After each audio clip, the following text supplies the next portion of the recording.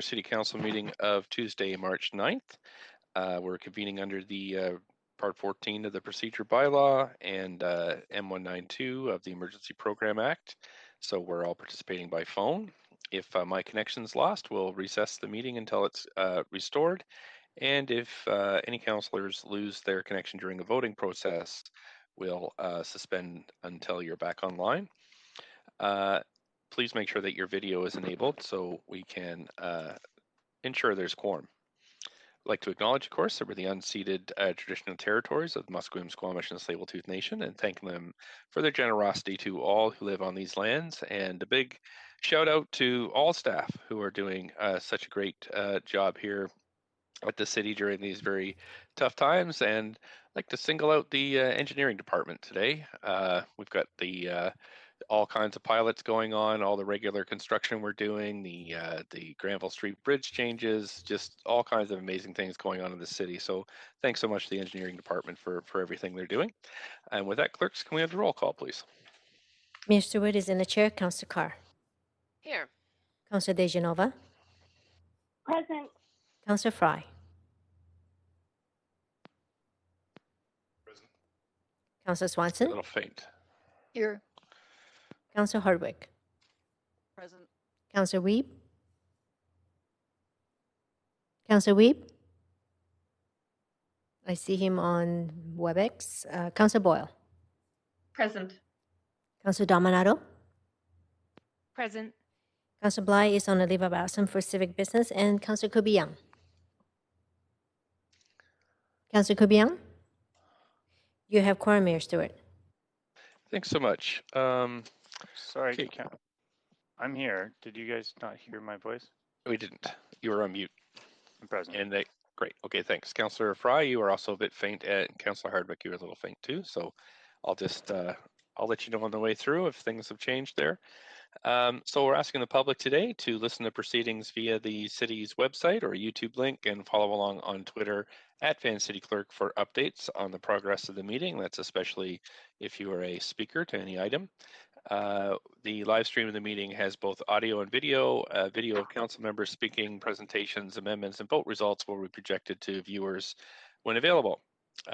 Any comments and agenda items can be sent to council using the web form on the city's website, and that address is tweeted out as well. I also want to note that Vancouver's longstanding commitment to equity, diversity, and inclusion, including utmost respect for all genders. Remind council that when addressing speakers and staff, we'll avoid using gendered honorifics and instead refer to the person by first and last name or role or title. So for example, Mr. Mayor becomes Mayor. Today we have 3 administrative items. We have 4 reports, 8 referral reports, 9 bylaws, 2 administrative motions, 6 members' motions, notice of council member motions, new business inquiries, and other matters. Plan for today is to go from now until noon, then break for lunch from noon till 1, then we go in camera from 1 to 3, return from 3 to 5 to deal with the remainder of the regular agenda, and then we have a public hearing beginning at 6 p.m. We're required to go in camera this week. The reasons and authority under the Vancouver Charter are listed in the agenda. Someone like to move a motion, please, to go in camera? So moved. Councillor Carr. Councillor Carr, thank you. Councillor Boyle, second. All in favor, yay. Yay. Yay. Opposed, nay. Great, thanks so much. That's unanimous. We've got a series of minutes, council, 5 sets of minutes. Minutes 1 are the minutes from the Auditor General Recruitment Committee meeting of February 19th. Any corrections? Someone like to move adoption? Moved. Hardwick. Thank you. Seconder? Councillor Carr. I heard Councillor Carr first. All those in favor, yay. Yay. Yay. Opposed, nay. That motion passes unanimously. Thanks. Minutes 2 are the minutes from the council meeting following the Standing Committee Policy and Strategic Priority meeting of February 10th and 18th. Any corrections? Someone like to move? Councillor Carr. So moved. Dejanova. Councillor Carr, and then seconded by Councillor Dejanova. All in favor, yay. Yay. Opposed, nay. Okay, that passes unanimously. Thanks. Minutes 3 are the minutes from the council meeting of February 23rd. Any corrections? Mover? So move. Second, Councillor Carr. Thanks. Councillor Dejanova, seconded by Councillor Carr. All those in favor, yay. Yay. Opposed, nay. Thanks. That carries unanimously. Minutes 4, the minutes of the quarter revision BIA meeting of February 23rd. Any corrections? You have a mover. Moved Hardwick. Thank you. Thank you, Councillor Kirby-Young. Second. All those in favor, yay. Yay. Opposed, nay. Great. Last one. Minutes 5 are minutes of the council meeting following the standing committee on city finance and services meeting of February 24th. So moved. Thank you. No corrections. Okay. Councillor Weep move. Seconder. Second, Dominato. Thank you, Councillor Dominato. All in favor, yay. Yay. Opposed, nay. Great. Okay, thanks. So, council, we're moving to matters adopted on consent. If you just look at your agenda, which I'm doing right now, we have reports 2 and 4 and referral reports 1 to 8 on the consent agenda for consideration. And I'll just go to the queue if you'd like to hold any of those. Councillor Kirby-Young. Yeah, thanks, Mayor. I'd like to hold report 1, please. Report 1. That is held already, I believe. So I'll just put that down. Councillor Hardwick. I didn't believe it was, Mayor, because our speaker list said the speaker had withdrawn, so I assume that was on the consent agenda. I just have in my script 2 and 4. So, but we'll just have it on there. Okay, Councillor Hardwick. Yes, from the referral reports, Okay. I would like to pull 5, 6, and 7, please. Okay.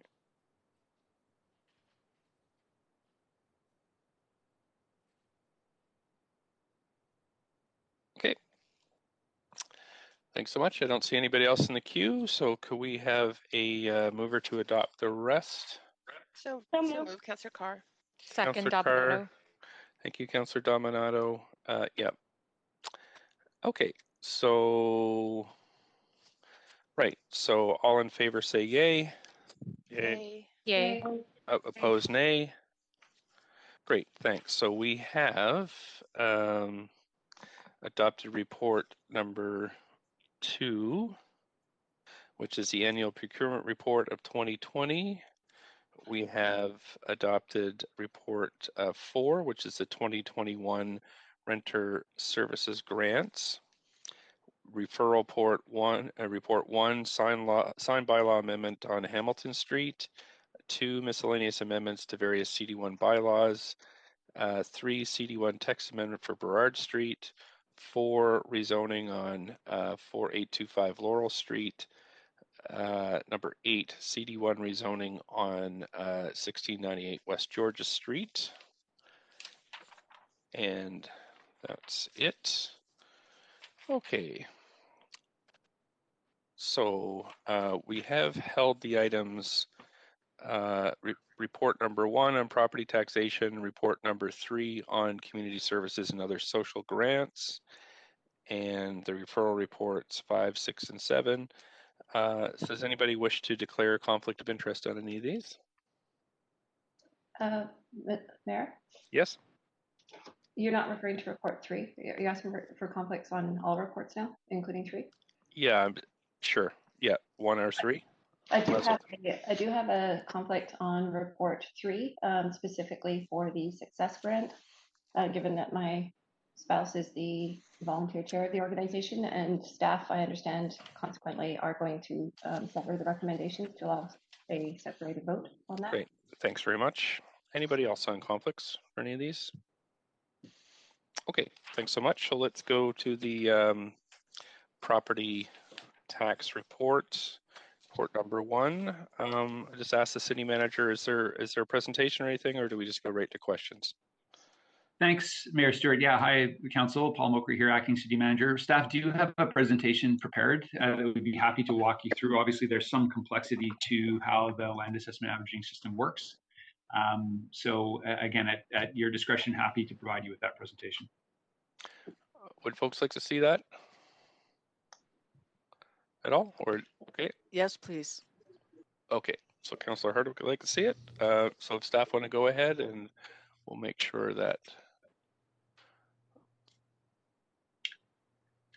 you've got. Thanks, Council. So I'll turn it over then to Patrice Impey and her team to present. Okay, and it's on the public screen now, so we're good to go. Mayor and councillors, yes, this is our update to you on targeted land assessment averaging. This is one of our taxation reports, several reports that come to you between January and May of each year. And I'm going to pass this over to Grace Chang, our Director of Long-Term Financial Strategy, who leads our property taxation policy area. And she will go through the presentation, and we're available for any questions. Thank you, Patrice. Good morning, Mayor and Council. I'm Grace Chang, Director of Long-Term Financial Strategy. Today, we would like to seek Council approval to apply targeted 5-year land assessment averaging for calculating property taxes for residential, light industrial, and business properties for 2021. And before we dive into the averaging program, I would like to provide a high-level overview of the property assessment and taxation framework. Next, please. Next, please. So in British Columbia, the property assessment and taxation functions are segregated. Property taxes are levied by taxing authorities based on the property values that are largely driven by zoning as defined in land use policies and by market dynamics. BC assessment determines property value and classification in accordance with the Assessment Act. Council sets land use policies and determines the amount of tax levy to be collected as part of annual budget. City tax generally accounts for 50% of the overall taxes, and the city collects taxes on behalf of other taxing authorities, such as the provincial school tax, TransLinks tax, Metro Vancouver, and BC assessment. Next slide, please. This is just kind of like a 3-step approach in terms of how the city calculate the tax rate. First, council will determine the tax levy required to support the annual budget by simply deducting off what is the non-tax revenue from the annual operating budget. The residual amount is from the tax levy. The second step basically is for council in April to determine what is the tax share between residential and non-residential property classes. And in 2020, the residential property classes accounts for 57% of the tax levy, where the non-residential property classes account for 43% of the tax levy. And the final step is to set tax rate for each of the property classes, which staff is going to come back in May to finalize the tax rate. So the tax rate is just a function of the tax levy divided by the taxable assessment base. Next slide, please. The city does not generate higher tax revenue as a result of rising property values. As I mentioned earlier, the overall tax levy is set by council as part of the annual budget process. Tax rates are adjusted to reflect assessment increases or decreases to ensure revenue neutrality. Next slide, please. When council determines the increase in the overall tax levy, the impact on an individual property is dependent on how its assessed value has changed relative to the average change within its property class. Properties with a higher than average increase in value, such as property number 2 and 3 in the diagram, could experience a much higher increase in property tax beyond the council-approved tax increase. While properties with a lower than average increase in value, which is property 1 and 4, they could experience no change or even a reduction in tax. Next slide, please. And that impact is quite evident over the last decade when you look at the tax increase for condos versus tax increase in single-family homes. As single-family homes have been increasing in value much faster than condos for the majority of for the decade, you can actually see that the increase in single-family home is actually way more drastic than the property tax increase for condos. Next slide, please. And on the website, the city website, we actually have a very small short video to explain how property tax impact arising from individual properties assessment value changes relative to the class. this is kind of like an ongoing education piece so that the public understand that property value increases does not translate directly to property tax increase. It is dependent on its relative change relative to the class average. As well, in Q4 each year, BC Assessment will notify the property owners who will be experiencing significant assessment increases. So that's kind of like an early warning signal for the property owners in Q4. Next slide, please. Next slide, please. Land assessment averaging is an optional tool available to council under the Vancouver Charter. It is revenue neutral to the city, as the total tax levy generated is the same with or without averaging. To date, Vancouver is the only municipality in British Columbia that uses averaging to phase in significant property tax increases arising from assessment volatility at a citywide level. In 2013, Council reconvened the Property Tax Policy Review Commission to advise on two key areas. The first one is property tax stability and predictability, and the second area is tax distribution and its impact on residents and business climate. With regards to the property tax stability and predictability, the Commission recommended the use of targeted 5-year land assessment averaging to mitigate the taxation impact on hot properties that experience an unanticipated year-over-year increase in value, which exceeds the average class increase by more than 10%. Next slide, please. This diagram shows how targeted averaging works. For an eligible hot property, the taxable value is calculated using the average land value of the current year and the prior 4 years, plus the current improvement value. As a result, averaging would typically move the property towards, but not lower than, the threshold. The intent of this program is to reduce the severity of the increase in property value until such time the property is no longer hot. In general, averaging should reduce the taxable value. However, under very limited circumstances where averaging could increase the taxable value, property tax will be calculated based on the assessed value provided by BC Assessment. So in short, averaging will not adversely impact a hot property under whatever circumstances. And the rest of the properties that are not hot, they will not be subject to intervention. Next slide, please. So there are a couple of key drivers that cause property value changes. The most typical one tend to be supply and demand and market speculation, as well if there is a major infrastructure investment in the neighborhood. Say, for example, there's a rapid transit or Canada Line at that time, this will also drive up to a certain extent the land value in that area. And also, it could also be driven by an actual or perceived higher and better use relative to the existing use. Next slide, please. This map shows the geographical distribution of hot residential properties that have experienced a year-over-year increase in property values above the threshold. Next slide, please. This chart demonstrates the effect of targeted 5-year land assessment averaging on the year-over-year increase in taxable values in 2021 residential properties. The class average increase for residential properties for 2021 is 4.4%. Therefore, the threshold, which is 10% above that, would be 14.4%.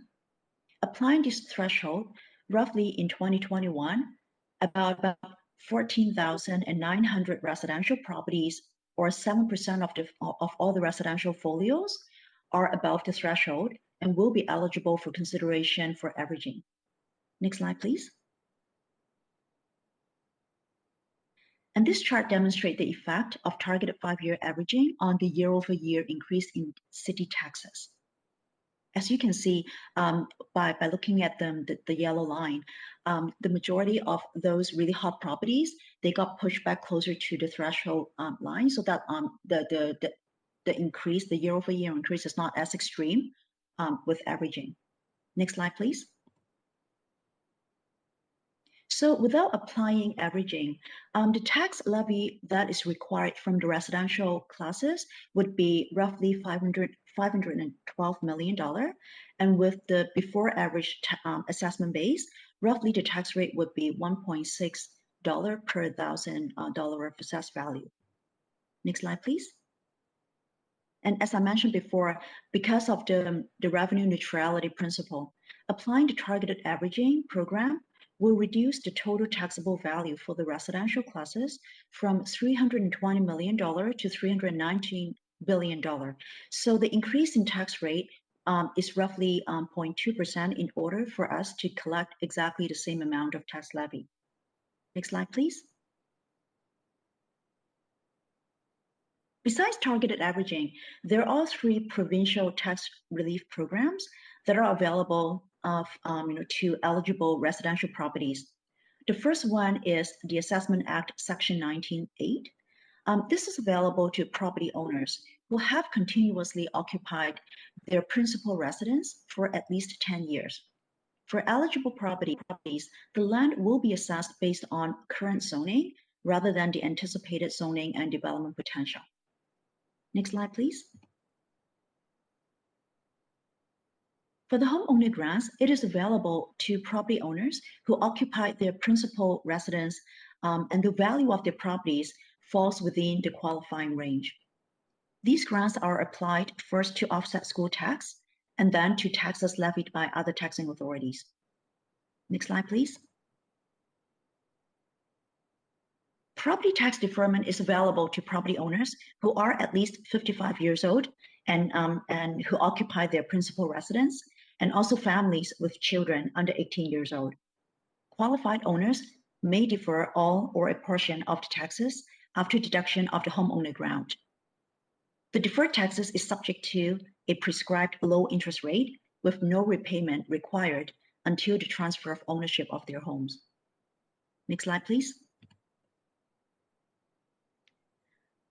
This diagram in front of you demonstrates how eligible residential properties can take advantage of the multiple programs that is available under the city as well as under the provincial mitigation programs. Some of the properties that can actually apply for multiple kind of mitigating measures.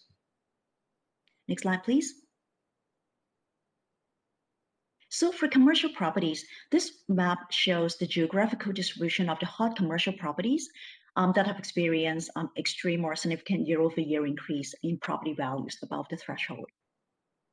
Next slide, please.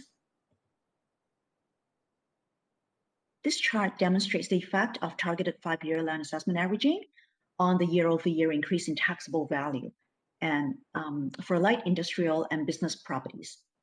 In 2021, the class average change for light industrial and commercial properties is 3.2% reduction in value. Therefore, the threshold applying 10% above that would be 6.8%. Applying this threshold, roughly 2,800 properties or 19% of the commercial and light industrial properties will be above the threshold and will be eligible for consideration under the averaging program. Next slide, please. And this chart demonstrates the effect of targeted averaging on the year-over-year increase in city taxes in 2021. Again, as you can see on the yellow line, it actually pushes the line closer to the threshold. And that means that the number of properties that experience extreme year-over-year tax increase is substantially reduced. Next slide, please. Similarly, applying targeted averaging reduces the total taxable value from the commercial and light industrial classes from 77 billion to 75 billion. In order to generate the same levy, we will need to increase the tax rate by 2.1% from 4.8 to 4.9 per $1,000 taxable value. Next slide, please. So as a result of this exercise and analysis of the averaging program, staff is recommending that Council continue to apply targeted 5-year land assessment averaging for residential, light industrial, and business properties, and also continuously to set a threshold at the property class average change plus 10%, and then limit averaging up to, but not below the threshold. As well, which is consistent with prior practices, Averaging program should also apply to properties that are impacted by the Director of Planning initiated amendments to the zoning and also development bylaw, or ODP. Also, the averaging program should not be applicable to those properties whose owners proactively come to the city and try to get additional density or a change in use from council through rezoning, whether it is enacted or not, or through council approved policy changes. The reason for this particular exclusion is that if the property owners wanting to get additional density, they should not be getting subsidy from the averaging program, which is subsidized by other taxpayers. Next slide, please. Next slide, please. So, council, as you recall, we have been talking about small business, arts and culture and nonprofit organizations that have been impacted by the development potential, as part of the existing assessment model or assessment construct. And in particular, through triple net leases, landlords are passing on the entire tax burden onto tenants, including the taxes on the space that they're renting, as well as taxes that are on the development potential. This issue and this impact is also impacting the owner-operator type small businesses as well, and small business and nonprofits as well, because even though they own the building, they will also experience significant cash flow challenges until their property is being redeveloped or being sold. Next slide, please. So as you recall, staff has been working with Metro Vancouver and also engaging the province to look at targeting tax relief on development potential, and what the proposal has been is to have what we call split assessment through the commercial subclass, whereby municipality can actually tax existing use versus development potential differently. And the most important thing is really about this is permissive in nature, meaning that only those municipalities who choose to go down this path, we can actually have a common platform so that we can get the value of the development potential from BC assessment, and it's up to council to determine what kind of tax rate you want to put on the development potential. So this is highly flexible, scalable, and also it could be customized from municipality to municipality. So, and more importantly, by going down this path, any kind of tax reduction or tax savings, it will stay within the commercial class and it will not be shifted to residential class. Next slide, please. Understanding that the split assessment through commercial subclass is being considered by the province and has not been implemented yet, it is very critical that all levels of government really need to work together to continue to work on this area, because while the city has been really working hard to sustain the essential public services while mitigating the financial fallout from the pandemic, it is really, really crucial for all of us to work together to alleviate the financial hardship for our residents, businesses, and community partners. As you recall, in 2020, there was a one-time reduction in the provincial school tax for commercial properties, and there was a delay in the tax remittance for all taxpayers from July to September back in 2020. This provided the much-needed relief. However, the systemic challenges faced by small businesses and the arts and culture and nonprofit sectors remains. That's the reason why we need to continue to push forward and work with the province, BC assessment, and the rest of the region to find a viable solution to tackle and address taxation impact arising from the development potential issue. And while staff appreciate the province effort in enacting the interim solution in spring 2020, the program actually focused on assessment and taxation volatility rather than development potential, which is not dissimilar to our targeted averaging program. And as a result, that really doesn't work, at least from the city's perspective. And as part of the post-pandemic recovery effort, we, staff, will continue to work with the region to continue to engage the province to pursue the split assessment through the commercial subclass. And Council may recall that a number of our key stakeholders also include split assessment as part of their recovery plan and effort. For example, the Board of Trade, they included split assessment as part of their recovery plan report issued September 2020. Canadian Urban Institute, they also included split assessment as part of their Bring Back Main Street Action Report. And for CFIB, they came to council in the summer, and split assessment is part of their small business perspective in economic recovery plan. And more so, the BIAs, they have reiterated their support, to the mayor during the mayor's virtual roundtable in February this year to advocate for split assessment. So we will continue to work with the region on this one. This concluded the presentation, and we're here for any questions you may have, Council. Thank you. Great, thanks so much. Councillor Kirby-Yung, up to 5 minutes. Yeah, thanks, Mayor. I don't have a question. I was happy to move the report and have an amendment, but I see Councillor Hardwick may have questions, so perhaps I'll let her ask questions and then I'll move and do the amendment after. Okay, thanks. Councillor Hardwick, up to 5. Right. Thank you very much. I appreciate the opportunity to ask questions. The first week we were back in January, we had a presentation from BC Assessment. And in that presentation, it showed the total roll value in the city of Vancouver has doubled over the last decade, roughly over between 150 and 200 billion in 2010, up to 441 in 2020. And 449 in 2021. What is the impact? And when I asked the question of the BC Assessment folks about how this happened and whether it was attributable to the large number of new dwelling units built and the significant amount of rezoning undertaken, and the answer was yes. Do you recall that presentation? Yes, I do. This is for Grace, yes. And you recall that the rolls have doubled since 2010. Yes, I do.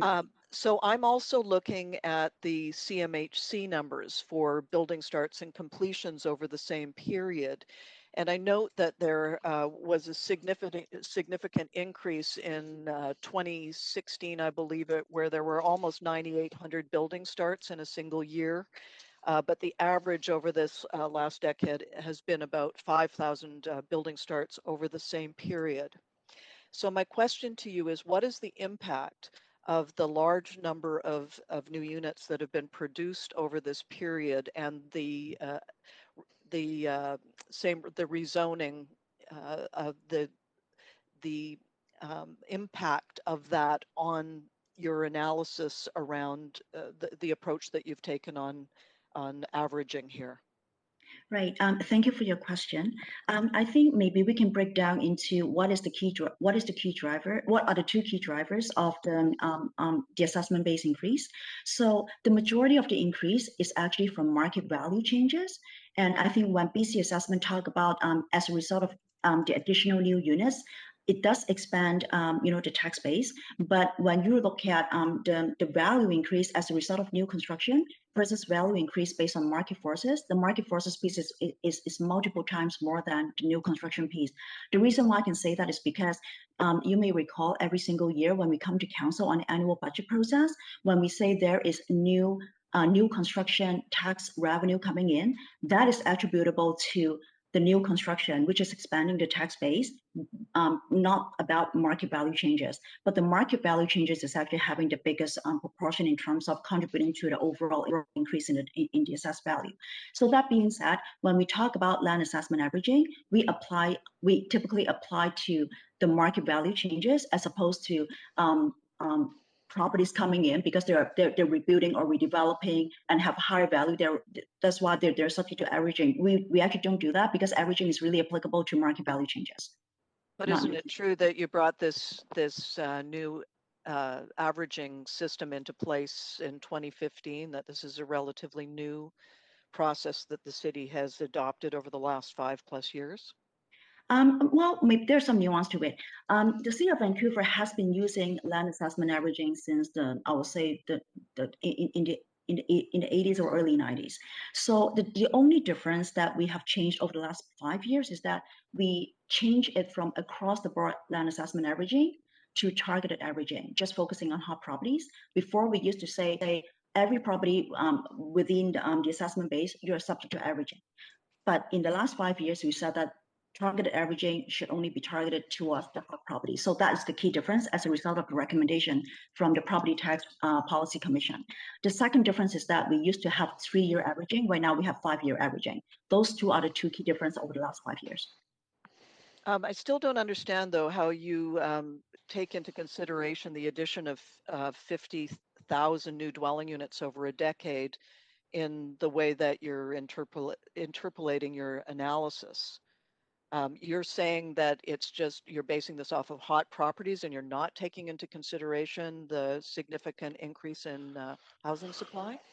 I can maybe give you a very simple analogy because in the averaging formula, we are using land value for the last 4 years and the current land value and divided by 5, right? So if it is a new property, which only kind of come on stream, basically you have no prior year land value as a history. So averaging won't apply. So just with that as an example, new construction is not going to be subject to averaging at all. Thanks. That's the 5. Councillor Carr, up to 5. Thanks, Mayor. Yes, I'd like to talk a little bit also about or ask questions on the hot property issue. In previous years, I've remembered that the explanations around hot properties are in part at least linked to policies such as recent plans, etc. in the city. I noticed on that map you showed that there seemed to be a lot in Strathcona, no new plan in Strathcona. I'm wondering if you could explain why there were a fair number there, and I think there was in other places it was more scattered, including the Central Business District. But I'm specifically interested in what might be explanation in that particular area of the city. Are you referring to the commercial or residential? I think it was commercial. Right. Yes. Yeah. I think this is the reason why, as you recall, what on the slide we talk about what are the 4 key factors driving up property values. It does not necessarily. It may not necessarily come from an active city plan in that area. It could be basically that if there is supply and demand, it could be speculative demand as well. And it could be, for that one, I don't think major infrastructure is at play, but it could also be the perceived higher and better use of the properties in that area. So it may or may not be directly driven by an active community plan in that neighborhood. Yeah, thank you. Yes, well, it still leaves me with some questions. It could not be this, it could not be that, but I'm not sure why it is. So maybe we can probe it further, afterwards. But I am quite interested in knowing whether the city itself, whether we can actually do or make any moves to mitigate the driving up of prices, or beyond sort of a reasonable spectrum of pricing. So yeah, we can leave it for there, but that is one of my concerns. Also on another issue, which is on split assessment. Thank you for bringing that and explaining around the interim business property tax relief issue. I'm interested in some of the comments around not just some businesses, but community organizations that are caught in the bind, and what you feel might be mitigative measures we could take in that regard. Yeah, this is a very challenging situation because I think for the nonprofit, I would say that the majority of them, they're also kind of similar to other independent small businesses.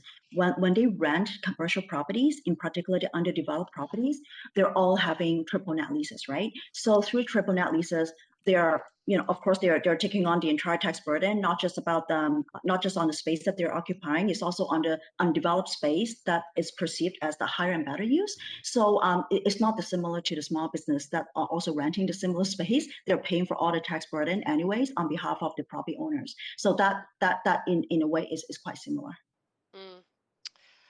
Yeah. Agreed, and difficult. I think we should keep probing, think about, and I know that we have some suggestions around a different formula than the interim business property tax relief that the province has come up with. My final question is around just the point you have always made in these presentations, that property values going up does not mean revenue for the city going up. And we do, when we get the tax mail out, I think have usually a little insert of information from the city. Are we able to explain to people, like, just to make that point clearly in the kind of accompanying correspondence that we insert into the tax bills when they go out? Just so that people are aware. I think that sometimes they just see, my property taxes are going up and the city must have so much money, and we don't. Yeah, that's very true, because I think our new revenue, as you recall, every year in the budget process is only coming from new construction, right? Unless there's new construction, market value changes doesn't really help us one single bit. And we have been trying to make our messaging clearer. That's why we have also included that short video on our website. And at the same time, BC Assessment is also partnering with us, so they will also have that kind of messaging when they go out, when they send the assessment notice out. But we constantly try to improve our messaging as well. Patrice, do you have anything to add in terms of the messaging and the education piece? Yeah, I've nothing too much to add. We do have it very clear on the website as well, and it is a continuous education process. Many people, they don't they do their taxes or they pay their tax online. They don't look at their tax bill. So it is a challenge communication. But we do, whenever we have that opportunity, we do remind people that the market value is not a determination of the property tax paid. Yeah. Great. Okay. Good. Keep that up. Thank you. Thanks so much. Who we got next? Councillor Dominato, up to 5. Thanks, Mayor, and thanks to staff for the presentation this morning. I just wanted to ask a question, just out of curiosity. Have we looked at, or I assume we probably have, but we're doing the targeted land averaging, and we've been doing that for a number of years now. What are other jurisdictions doing that might be in a similar situation with the hot properties in spots within the city? Is that something we're exploring further? As far as I know, no other municipalities actually have this kind of citywide program across the region, even in BC. The city of Vancouver, I think we are the only one who have been doing it, and we are also the one working with Metro Vancouver and other municipality to really advocate for split assessment. I think that is the reason why we need to be very clear about why we're not going for the interim solution, because the interim solution also focuses on assessment volatility, which is exactly what our averaging program is. That's the reason why, from our perspective, unless split assessment is in play, we will continue to do the land assessment averaging. Okay, thank you. That's it for me. Thank you. Thanks. Councillor Weeb, up to 5. Yeah, I know we've talked about this before, but I'm great to see that split assessment we're continuing to advocate for. But I know that in the past we talked about the Amicon case and looking at what options it would be to do multi-class on different properties to reduce the tax burden on small business. And I'm wondering, have we looked at ensuring that some of the pre-zoned areas that we have done can be multi-class so that the undeveloped potential is being taxed at a residential rate, not a commercial rate? This one, I would say, is a case-by-case basis. It depends on how much specificity that we can put in the land use policy. And this is something that I think planning has been looking at it. Whenever they can put this specificity in order to enable the split class, it would have been done. For those areas that that for policy reasons that they don't want to have the kind of specificity, then it cannot be done. So and also just want to reiterate that even for the classification, it's not really driven by the city. It's really done by BC Assessment. So we have been in constant discussion with them what level of specificity will drive what kind of split classification from an assessment perspective. So I'm not sure whether I can actually give you a clear-cut answer which part of the city can do and which part of the city cannot be done. But this basically is the process that we always have this kind of conversation with BC Assessment when we put in kind of specificity in the bylaw. We want to make sure that we're not creating unintended consequences from an assessment perspective. Okay, I guess could I ask a question through to someone from planning to see if this is something we have looked at, recognizing we are seeing some interim rezoning programs come back in C2 zones and others. I'm wondering if this is something that has been brought forward by our planning team. Mm-hmm. Or is it possible, I'm not sure whether there's any planning team here available to answer this specific question, but we can actually maybe respond to council's question afterwards, if that's okay. Yeah, no, that'd be great because I think this is one of the tools we can use. Obviously, I still think we need split assessment and we need to be able to split class, but I think that in the interim, recognizing the coming out of COVID and the specific needs for a small business, that this could be a tool that we use as a city in doing some rezonings. Thank you.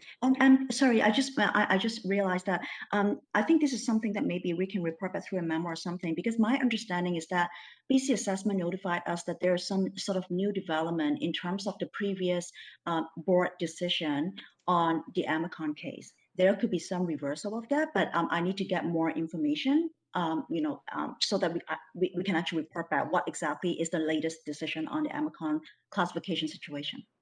Okay, because the conversations with BC Assessment that I have done recently have stated that this is still an option, but it'd be great to get a memo back on what that looks like. Thank you.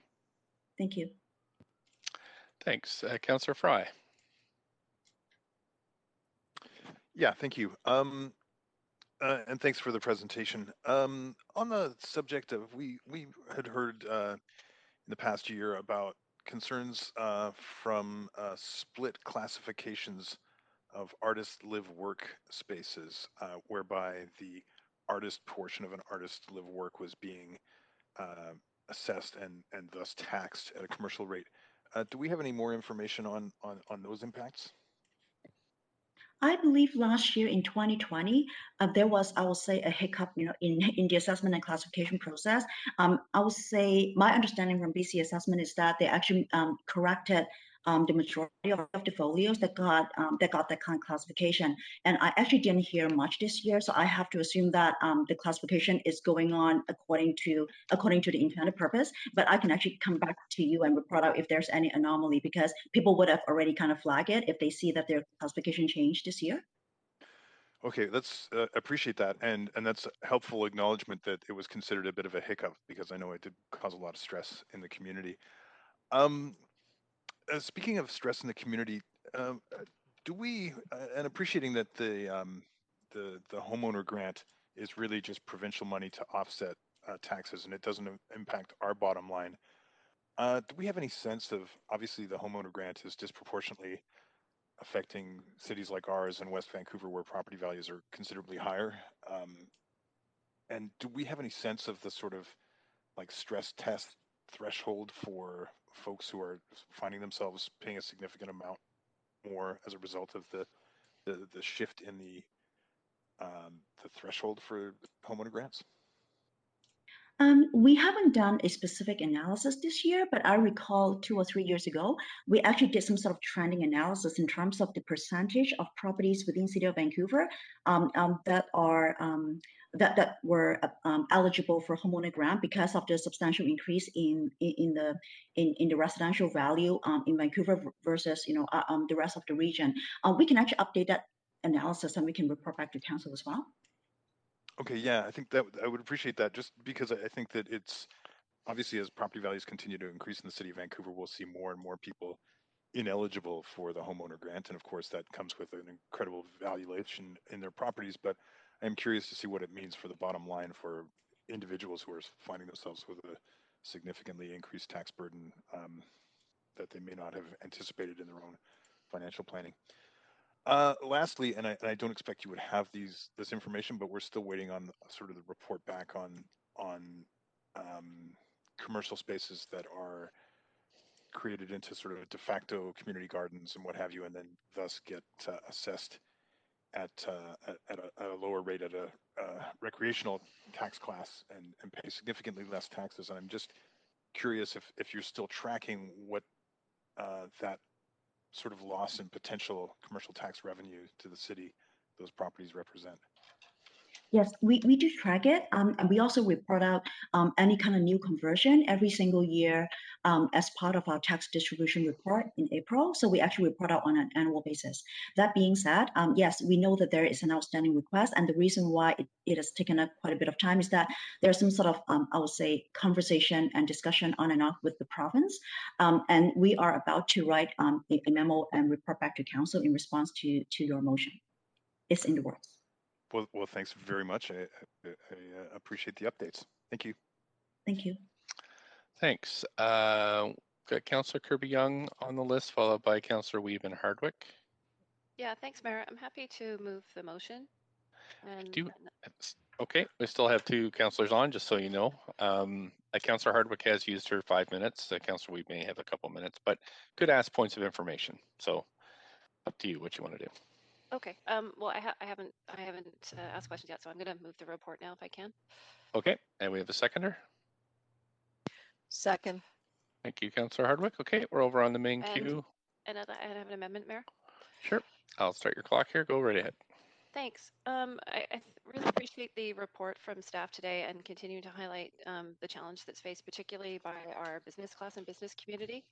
And the amendment that I have sent in, and I'll let the clerk bring it up on the screen, but just in speaking to that, acknowledges that staff are continuing to engage at the staff level on split tax assessment, but we did have one sort of update since this last report, which was the spring 2020 interim solution that the province brought forward. And we are seeing Vancouver's chosen elected not to proceed and utilize that, nor have any other municipalities to my knowledge.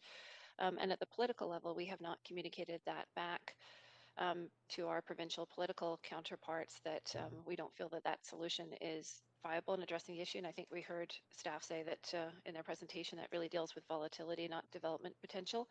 And given the fact that this will be the second tax year since the advent of COVID-19, this was an issue that existed clearly for some time prior to COVID, and it's really exacerbated now by the challenges and economic difficulties caused by COVID-19 of the practice of taxing on highest and best use. So I think it's important, in addition to the staff work, that we had our political voice to indicate that the interim solution is not the solution, and that Vancouver still and vociferously advocates for the implementation of regulations or legislation to enable that split assessment through a commercial subclass. So that is the spirit of the amendment, which I see the clerk has on screen now for everybody to see and review.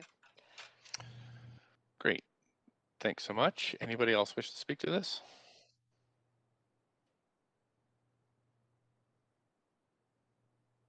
Okay, I don't see anybody on the list, so we can call a vote on this. Mayor Stewart? Yes? Do we have a seconder?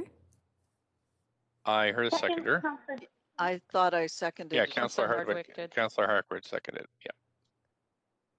So just to clarify, Councillor Kubiang is moving with the additional language then? No, the motion was moved and this is an addition. So I guess we should, right. So Councillor Kirby-Yung moved the motion, was seconded by Councillor Hardwick. This is an amendment that Councillor Kirby-Young's moving, and it wasn't seconded, so you're correct, clerks. Second. I did hear Councillor Dejanova second it, so I will move over to an amendment queue. Does anybody have anything they want to say about this amendment? Just a point of privilege, Mayor Stewart. Yes, go ahead, Councillor Dejanova. Councillor Dejanova, if you can mark me in favor, please. Okay, we haven't called the vote yet, but I don't see anybody else on the list, so I will call the vote now on the amendment, which is to send the letter.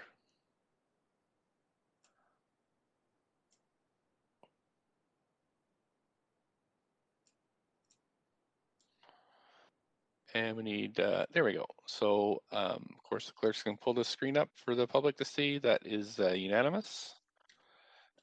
And we're going to go back to the main queue. Councillor Kirby-Yung, do you have anything else to add to this? No, amended? not at this time. Thank you, Mayor. Okay, great, thanks. I don't see anybody else on the queue, so I'm going to call a vote to adopt this report. Oh, Councillor Weeb, go ahead, up to 5 minutes. Yeah, one last point of information if I can. Sure. My point of information is to staff, and I'm just wondering, has there been any discussion on if the school tax reduction for business properties will be done in 2021, recognizing that that was a significant benefit and has kept many of our small business and arts and culture facilities alive? And so I'm just wondering, has there been any momentum on that? And is it something that we can advocate for as the city? Because I know from a lot of places that that's the only thing that kept them going. Not directly from City of Vancouver, but through GFOA. The question has been posed, but we got no indication from the province that this will continue. Okay. I think that's something that we can all advocate as councillors, because I think it's critical to our arts and culture and small business community. Thank you. Great. Thank you. Councillor Hardwick, up to 5 minutes. Thank you very much. And through you, question of staff. It's pretty clear to me that the amount of rezoning and additional housing capacity that the city is building is affecting its property assessment rolls, and that pattern has emerged over the last decade. So my question to staff is, are you projecting out into the next decade based on the impact of the significant rezoning which continues to happen? I'm looking at zoned capacity and its implications on taxation in the future. We have not projected out on that because that will be speculative in nature. So we don't project out in terms of the potential increase in revenue from new construction for that purpose. We have not been doing it. Okay, maybe that's something we ought to look at. Thank you. Thanks so much. Anybody else? Okay, great. So we can call a vote on this one. Point of privilege, Mayor Stewart. Yes, go ahead. If you could mark me in favor, please. Okay, thanks you.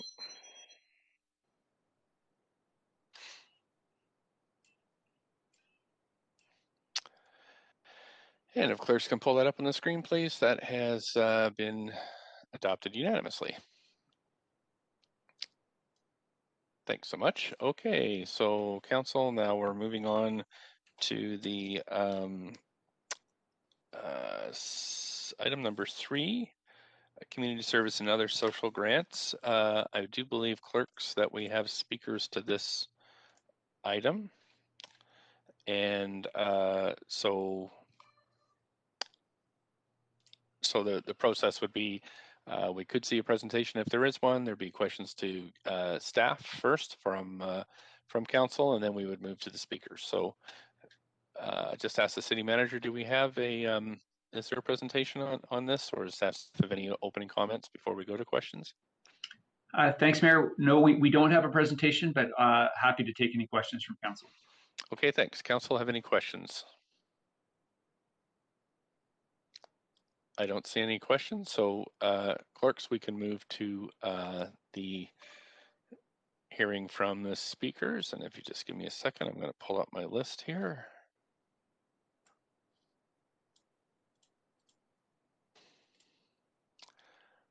Let's see. Okay, so the first speaker I have is Carla Genie. I have Carla Genie on the line. Hi there. Hi there. You've up to 5 minutes. Please go ahead whenever you're ready. Okay, my name's Carla Genie, and I'm a resident of Vancouver and a collective member of Vancouver Rape Relief and Women's Shelter. We're opposed to the staff report recommendation for the City of Vancouver not to fund our Support, Education, and Action program. Last year, 580 women told us her husband, boyfriend, or lover raped and or beat her, and another 85 women told us her ex raped her after she ended things with him. 60 women told us her male supervisor or coworker sexually assaulted her. 230 women told us a man she knew socially sexually assaulted her. 170 women told us about her father or other adult male family members or family friends raping her when she was a girl. 120 women told us a male stranger assaulted her. When a woman calls us, she's already acted by refusing to stay silent, and she wants us to be a part of her next action. Our initial work with her is accompaniment for a rape kit, offering her a safe place to go, support through a legal proceeding, advocacy with the police, and peer counseling. All of this is available to women without a wait list. But our support goes far beyond that, and we remain with her while she navigates her own understanding of the sexist violence she's faced. Many of these women join our Support, Education, and Action groups. It's not simply a support group, but a political strategy of working collectively to end male violence against women. And our Support, Education, and Action groups connect women to each other to offer support and mutual aid. Grouping together in women-only space after leaving an abusive man, after exiting prostitution, after being raped, is an act of resistance against men's tactic of silencing and isolating women. We teach each other about our own experiences and what our lives are really like, first as girls, then as women, and how race and class shapes thought. Indigenous women, women of color, lesbians, mothers, and women dealing with poverty offer us additional insights into the compounding realities of oppression. And we're grateful for these women's teachings, and our group's actions are better because of them. By being in a space with others who share our experience of being treated as female from the time that we're born, we heard truthful talk from those who might otherwise be silenced. Saying and then seeing the similarities between us as women first relieves us, and then it propels us to act in support of each other. This leads women, including myself, to see the violence that men do to us as connected to what men do to women globally throughout centuries and across race, culture, and class. And we go from asking ourselves, what could I have done differently, to asking, what should we do about it, now that this particular experience I have has been put in a larger context of women's oppression. Last month, we gathered with women who participated in our support, education, and action groups to get their input in building our recommendations for the National Action Plan to End Violence Against Women. You can find our 45 demands on the website, developed from this consultation process. One woman said to us, "Seeing many women come together for the same cause gives me a little hope that maybe this society might change in the future within the timeline of my life." And another woman said to us, "I never made as many changes in my life as I did when I was in that group." As many of you on council know firsthand, from birth we face limits placed on us that have nothing to do with our feelings, our personality, our skills, or our efforts. Not every woman has been raped, but we all live with the fear and knowledge of male violence against women. When a man's walking behind you on an empty street at night, when a friend checks in with you during her date, or you feel a man's eyes on your body while you're on the bus. At Rape Relief, we hear from women every day about the ways men have raped, beaten, harassed, incested, and exploited them.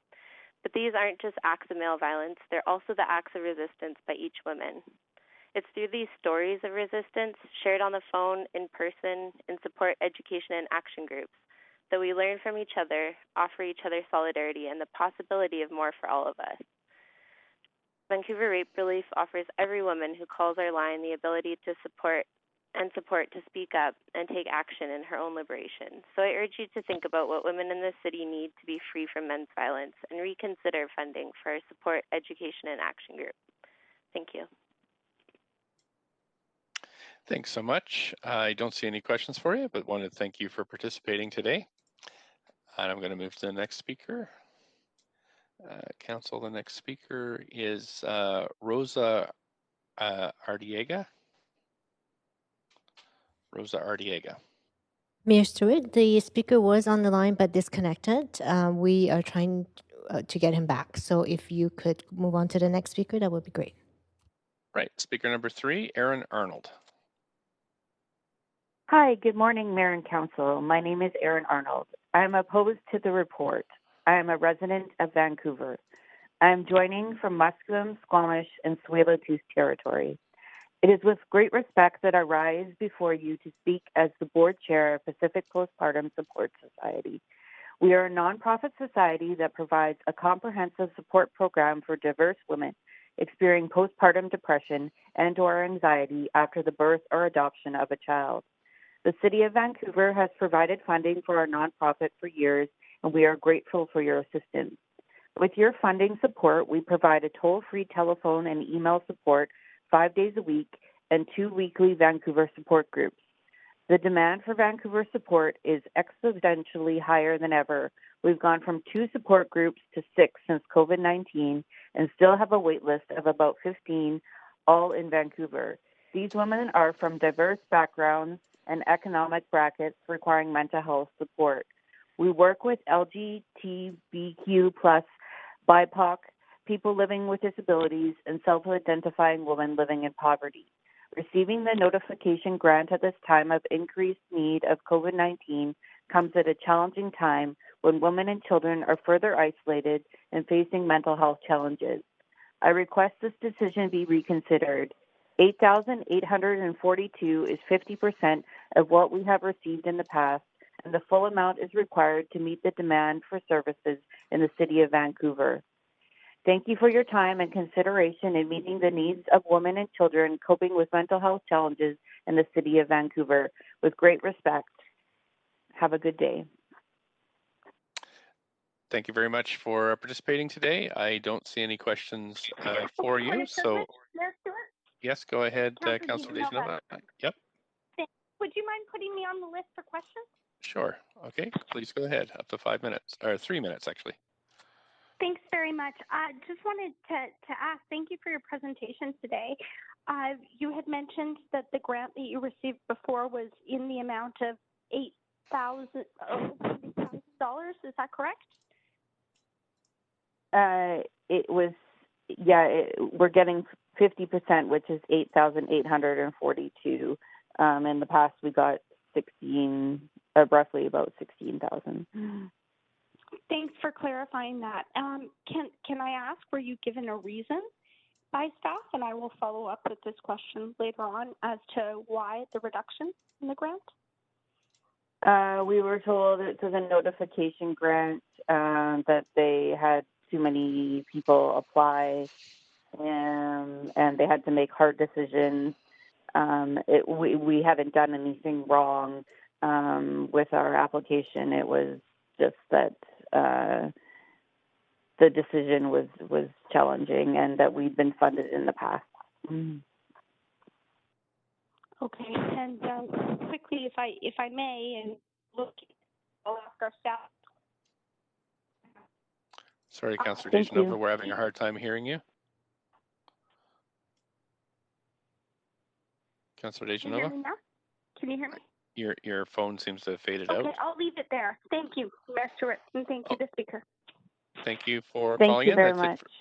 Thank you. That's it for questions. We're going to move on to our next speaker. We have Ann Nienaber. Good morning, Region City Councilors. Can you hear me? We can. You might be fading out a little bit, but we'll try it and see how it's working. Up to 5 minutes. Okay, thank you. I'm Annie Nauber, Executive Director of Multicultural Helping House Society located in Vancouver. Thank you so much that I could speak before you today. For those of you who are not familiar, Multicultural Helping House Society provides key settlement and integration services and programs to newcomers in Vancouver, which includes programs and services for Vancouver youth and seniors. I would like to please request that MHHS MHHS's current status of not recommended as listed in Appendix A2 be reconsidered, please. MHHS is currently providing successful programming to marginalized Filipino youth in Vancouver, as well as seniors in Vancouver that are experiencing social isolation and cultural alienation, challenges that are now further compounded by the current pandemic. This grant from the City of Vancouver would ensure the continuity of the Vancouver Youth and Seniors Program. Our youth program, I would like to point out that our youth program is aligned with city priorities in that it ensures a good start for newcomer youth, in that we help youth overcome language, social, and cultural integration challenges that they're experiencing at a young age, being new to Vancouver. Also, cultivating connections, another city priority, will be fostered through our programs for both Vancouver youth and Vancouver seniors. Under my leadership, Multicultural Helping House Society's operations and programs are abiding to best practices in program delivery, financial monitoring, tracking, and staff management. In closing, I would like to point out that MHHS and the City of Vancouver both share a similar mission, and I would like to see the City of Vancouver and MHHS work together. The City of Vancouver's mission, as you will know, is to create a city of great communities which cares about its people, its environments, and the opportunities to live, work, and prosper. This is directly aligned and is supported by MHHS's mission in that we seek to help newcomers successfully participate in the community and economy. Thank you. Thanks so much. I don't see any questions for you, so just thank you so much for calling in today. Council, that's it for listed speakers. I just checked with the clerks. Did we have speaker number 2? Oh, I'm just getting a note that we do not have speaker number 2. So, Council, that is it for speakers. Can we have somebody move the motion, the report? Councillor Boyle. Report. Oh, second. I think I heard Councillor Boyle, seconded by Councillor Carr, and now we're on the main queue, so we're in the debate portion. If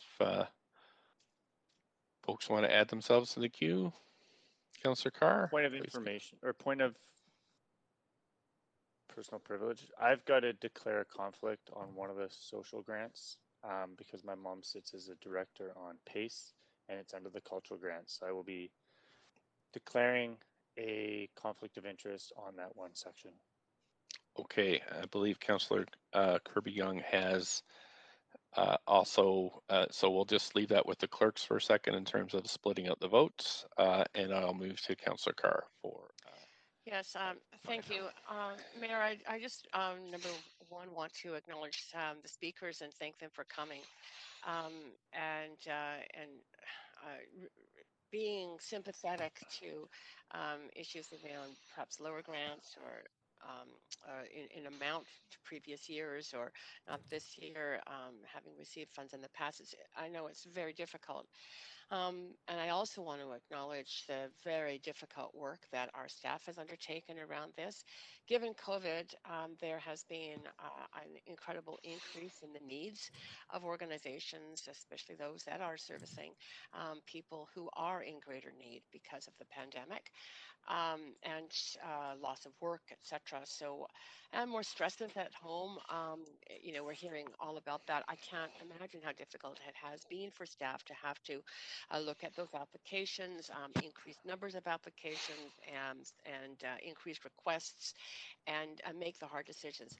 I appreciate very much the sharing of information by Speaker 3, Aaron Arnold, in being asked that question, that was communicated to the organization, that it was not a matter that they had done anything wrong or that their work still wasn't incredibly important and needed.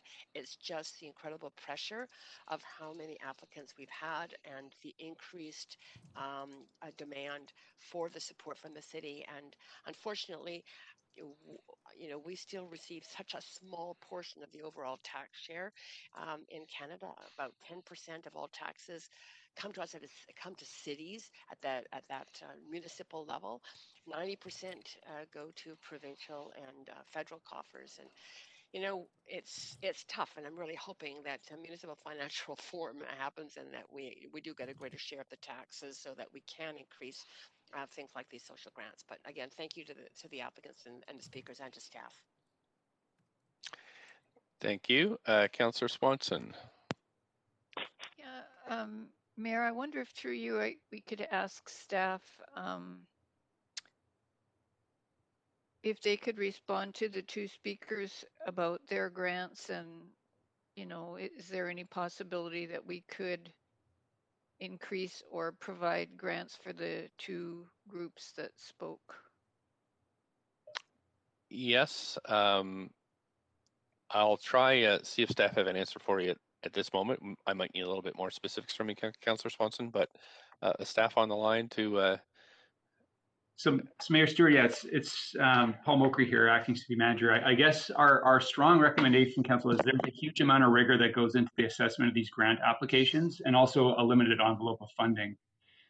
We strongly recommend against council starting to make one-off decisions on the floor based on representations from speakers. Again, acknowledging the great work that organizations do across the city, both those that get funding and those that don't, but also the very difficult task that staff have in applying criteria, as Councillor Carr had indicated, to these grant applications in a disciplined manner. So I think it's potentially quite problematic for us to start kind of commenting on those grant applications in detail in a hearing here. Obviously, Councillor, you're open to ask any questions you like, and we'll do our best to answer them. But as a general principle, again, I think starting to open up these grant assessments in detail on the floor has a lot of potential unanticipated consequences. Again, because Council, you're working with a fixed grant budget, so it may involve ultimately having to reallocate money between grantees in a manner that's different than what's proposed here. Okay, that's good. Thanks. I appreciate that staff has done a lot of work and also that there's a lot of need. So yeah, thanks. Okay, thank you. Councillor Mr. Kirby. Mayor, sorry, Mayor Stewart, if I may, if there are questions, I think for grant applicants in terms of the decisions that were made, I think staff, we're certainly happy to follow up with them and at least ensure that there's clarity around how those decisions are made, and that may potentially inform future applications. So that's an offer certainly we can make. Okay, thank you. Councillor Kirby-Yung, up to 5 minutes. Yeah, thanks, Mayor. Point of information also through you to staff, if I might. Sure. Yep. Thank you. And then just sort of to follow up on that, maybe if you could just characterize a little bit from staff in terms of any volume of increased demand that we saw, and in general, if there was sort of a number of organizations that received reductions across the board due to increased demand this year. If you can just perhaps provide a bit more color on what the volume of applications and the need look like. City Manager. Yeah, thanks, Mayor Stewart. We've got Sandra Singh, the General Manager, and Mary Claire Zach are on the call as well, and maybe I'll defer to them to speak to that question. Okay, great. Thanks very much. Okay. Thanks so much, Paul. It's Sandra Singh, General Manager, Arts, Culture, Community Services. I'll ask Sonia Bianchi, our Senior Planner of Social Grants, to respond to that question. Thank you. Hello, thank you. We have seen a great increase in the demand for grants and the request for funding this cycle. We had to unfortunately make 19 cuts and notifications. There was a process that we went through to establish which reductions would have the least impact on organizations and allocated funds accordingly. We have provided a synopsis in the report and in the appendices of which specific organizations were a part of those decisions and the criteria and budgetary considerations we took into play when we made those recommendations. Thanks, Councillor Kirby-Yung. Yeah, thank you. Follow up to that. In terms of increased sort of need, could you describe that? Was that in terms of additional programming and services due to the pandemic by existing recipients? Were there new recipients in terms of the city's goals around dispersion and to a greater variety or more equity in terms of the recipient organizations? Can you speak a bit more about the demand side? Yeah, absolutely. So we had a request for, the requests exceeded $2 million worth of requests exceeded our budget. So we had $2 million more dollars worth of requests from city organizations that we weren't able to meet. We also made some decisions in order to reallocate funds within to exactly the point that you were making. So to help focus on reconciliation and equity and the priorities that the City Council has put on those two pieces of work. So we not only were overprescribed, we also made some decisions to reallocate funds to put forward those priorities. Okay, thanks. And then third and final follow-up point of information is just that the complete funding envelope for grants this year was not decreased. Is it correct? It remained the same despite the fact that the city's budget decreased during the pandemic. Is that right? Yes, that is correct. Okay, thank you. Thanks. So speaking to the report, Mayor, I will be supporting this report. It's, I think, the perfect storm of challenge and difficulty when you have a pandemic, and as we indicated, the city having less resources available to support a greater need that is generated with the social impacts from so many folks that were impacted dramatically by COVID-19 and those organizations and nonprofits and entities that are working so diligently to try to support all different facets of our community. So it is a challenge. Nobody wants to see cuts to specific organizations. I think the fact that we got an additional $2 million in requests really signifies the demand and the need that is out there. But I am proud that the City of Vancouver prioritized ensuring that our funding remained constant, despite the fact that our overall organizational revenues were down. So not to negate the fact there's untapped need out there, but certainly the city didn't step away from its prior level of support despite challenges of its own. So I appreciate the organizations that came and spoke to the impact in their specific situations, and also really appreciate all the work that everybody has been doing. It's been a lot of heavy lifting in the last year during the pandemic, and so I'm appreciative to our nonprofit and community organizations for that. But I will be supporting the report on balance because of the reasons stated. Thank you. Thank you. Councillor Weep. Yeah, I have a question to staff, and that would be what work was done with the province and other orders of government to look at other forms of restart funding to ensure that we could deliver on as many programs as possible, recognizing that a lot of these deal with trying to connect people, youth, Indigenous, and other organizations, and we're currently in a state of a huge deficit in well-being in the city of Vancouver. So I'm just wondering, was there opportunities, or were there some organizations that we were able to maybe not be able to provide funding, but showcase other forms of funding that they could apply for to ensure that we could have these organizations operate in Vancouver? Hi, it's Mary Claire Zach, Managing Director, Social Policy. As a matter of course, when staff are looking at applications, they often refer people to other pots or sources of funding that are available. We readily send out information to all of our grantees and other potential applicants on what other federal or provincial monies might be available. And did we see other orders of government reduce the amount of funding available, or was every order of government pretty much kept the status quo, even with reduced amount and with COVID funding? I'm going to ask if any of the staff have anything to comment on. Nothing that I've heard. It's Sandra Singh, General Manager, Arts, Culture, Community Services here. There are a number of impacts in COVID.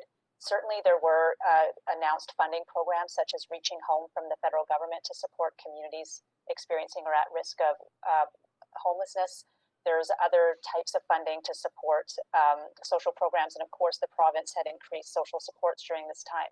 At the same time, there have been reports of impacts on fundraising.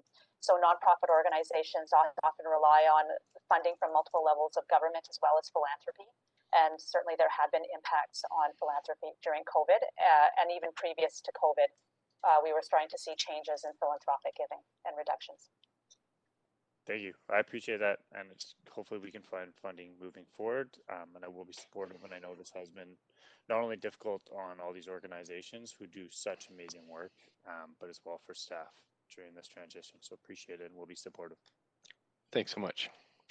That's it for speakers to this. So I'm going to move to the vote, and we are, I believe, going to sever voting. Perhaps clerks could explain how this will go ahead. Are we just going to do it in one vote, or we're going to have separate bits?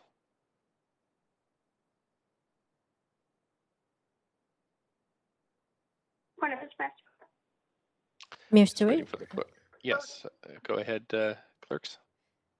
As you can see, the recommendation A has been split up into A1 and A2 for Councillor Kirby Young.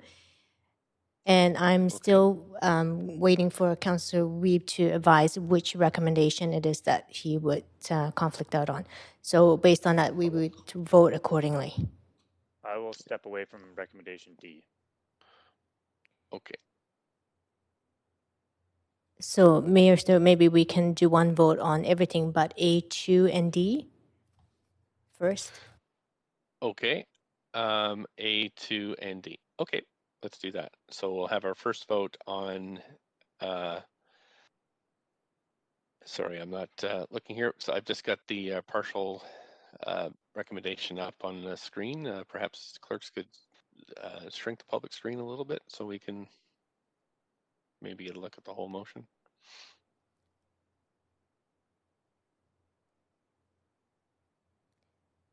So Mayor Stewart, the first vote will be on A2. Okay, first vote on A2. Great. I'm just going to. Point of privilege, Mayor Stewart. Yeah, go ahead, Councillor DeGenova. Vote assist in favor, please. Okay, thanks.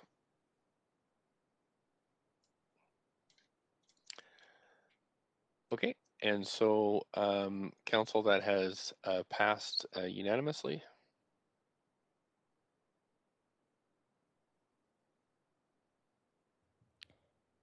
Mayor Stewart, the next vote will be D. Okay, so we'll do D next. Councillor Can DeGenova. you mark me down on as conflict, please? Yes, we'll do that. Thank you. Thanks, Mayor Stewart. Point of privilege in favor. Okay, good, thank you. Looking for Councillor Carr. Yeah, Mr. Mayor, if you could, sorry, vote assist on personal privilege. I can't seem to get my Sure voting thing. pad to work. Yep. Thank you. In favor. Great. The clerks are just doing that now. So council, that's passed unanimously. And clerks, the next.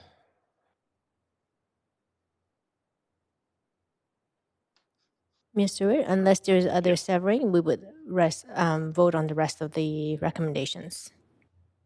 Okay, council. So we're going to move to voting on the rest of the remainder of the recommendations.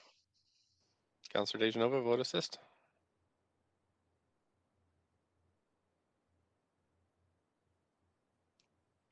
Sorry, Mayor Stewart. Yes. It's Councillor DeGenova. I just Yep. wanted, I think I was on mute. In favor, please. Okay, thanks. I'll get the clerks to mark that. And that's passed unanimously too, council. Thanks so much. So that is, those grants are final. So that's it for the held reports, council. We are at just 11 a.m. We have 3 referral reports that were held, 5, 6, and 7 by Councillor Hardwick. Just checking with the city manager to see if staff are on hand to answer questions about those referrals. Yes, thanks, Mayor Stewart. We do have the planning team on. I see them on the call. So I think we're in a position to proceed. Okay, Councillor Hardwick, let's start with report number 5. CD1 rezoning on West 42nd. Great, thank you very much. So this rezoning is along the Cambie corridor, which of course has been the subject of 3 phases of intense public consultation in preparing the plans. This particular application or referral going forward deviates from those plans on a number of different items. It's overall about 10% over plan. So my question to staff is, given the fact again that there has been significant work undertaken in the Cambie corridor plan in phases 1, 2, 3, why are we considering bringing forward applications that deviate from that plan? And I'll turn that over to staff. Just a reminder, the issue the item at issue here is whether or not to refer this to public hearing. That's right. I understand. Yeah, thanks. Staff? Thank you, Councillor Hardwick, for your question. I am not aware of the deviation that you might be referring to. Would you please be more specific so I could address your concern? Yeah, we'll start with the fact that it's zoned for 18 stories, nominally 180 feet. This one's proposed at 198 developed height, which is 10% over the plan. Let's start with that. Okay, thank you very much. Yes, ma'am. This is an 18-story rental tower with a 4-story podium. The height of the building is 185 feet, and the roof parapet does go to 189 feet for a partial rooftop amenity. Yes, ma'am. And we do believe that substantially conforms with the plan. I think ma'am actually does fall into one of those things. I know we're all learning here, so that's a good call there. Yes. Okay, but that is a deviation from the plan by 10%. And I guess the overarching question here is, how is staff approaching projects, bringing them forward that deviate from the plan? And again, we're not talking about small plans here. We're talking about 3 major phases of a major plan. This is something that I'm going to continue bringing up every time we bring something forward that does deviate from the plan. So I'm asking for staff's rationale in referring projects that are not compliant to the plan. Thank you, Councillor. We are excited about this particular project. We have had some difficulty achieving some below market rental here, and this is a project that allows us to I think 40 units of below market rental. 175 secured rental and 40 below. We do believe that this variation for the rooftop amenity is in line with the plan, and that's why we've moved it forward today. Okay, so you believe it's compliant, except for it's not compliant, but the justification is that it's providing rental units. Well, no, actually, the height difference is just for that outdoor rooftop amenity space, and so in the building height and the FSR and the number of stories and the podium are all compliant. Is this on an arterial? Again, we're getting into the details of the. Yeah, no, it's again. So again, it's not compliant with the plan, but I'm hearing what staff is saying, and that is that we'll make changes where desired, especially if it involves rental.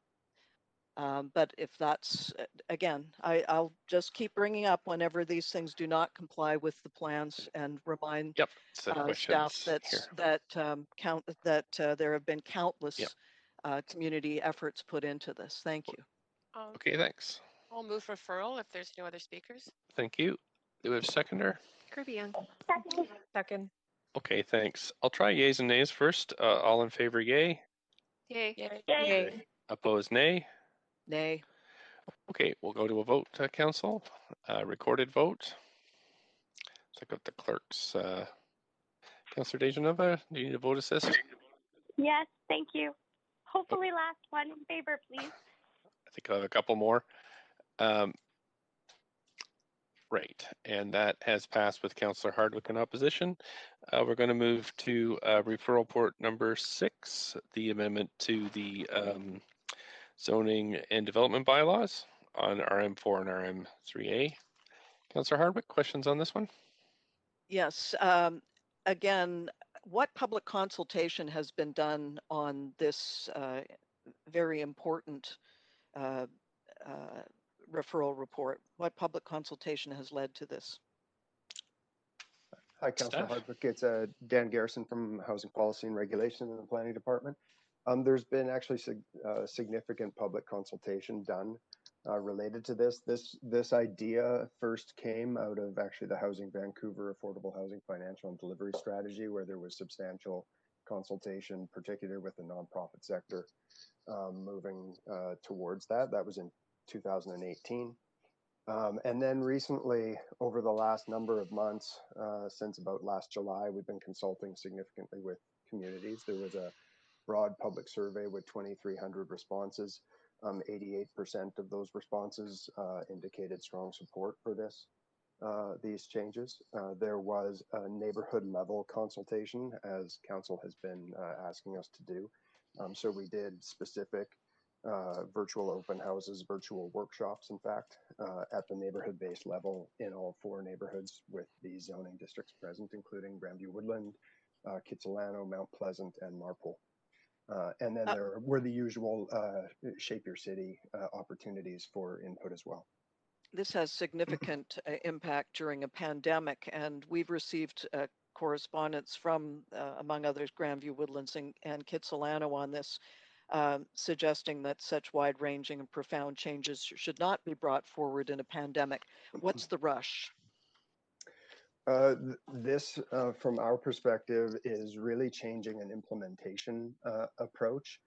In the majority of these areas, Grandview Woodland being a good example, the plan would already endorse or support projects coming in that would meet the zoning changes that are being proposed.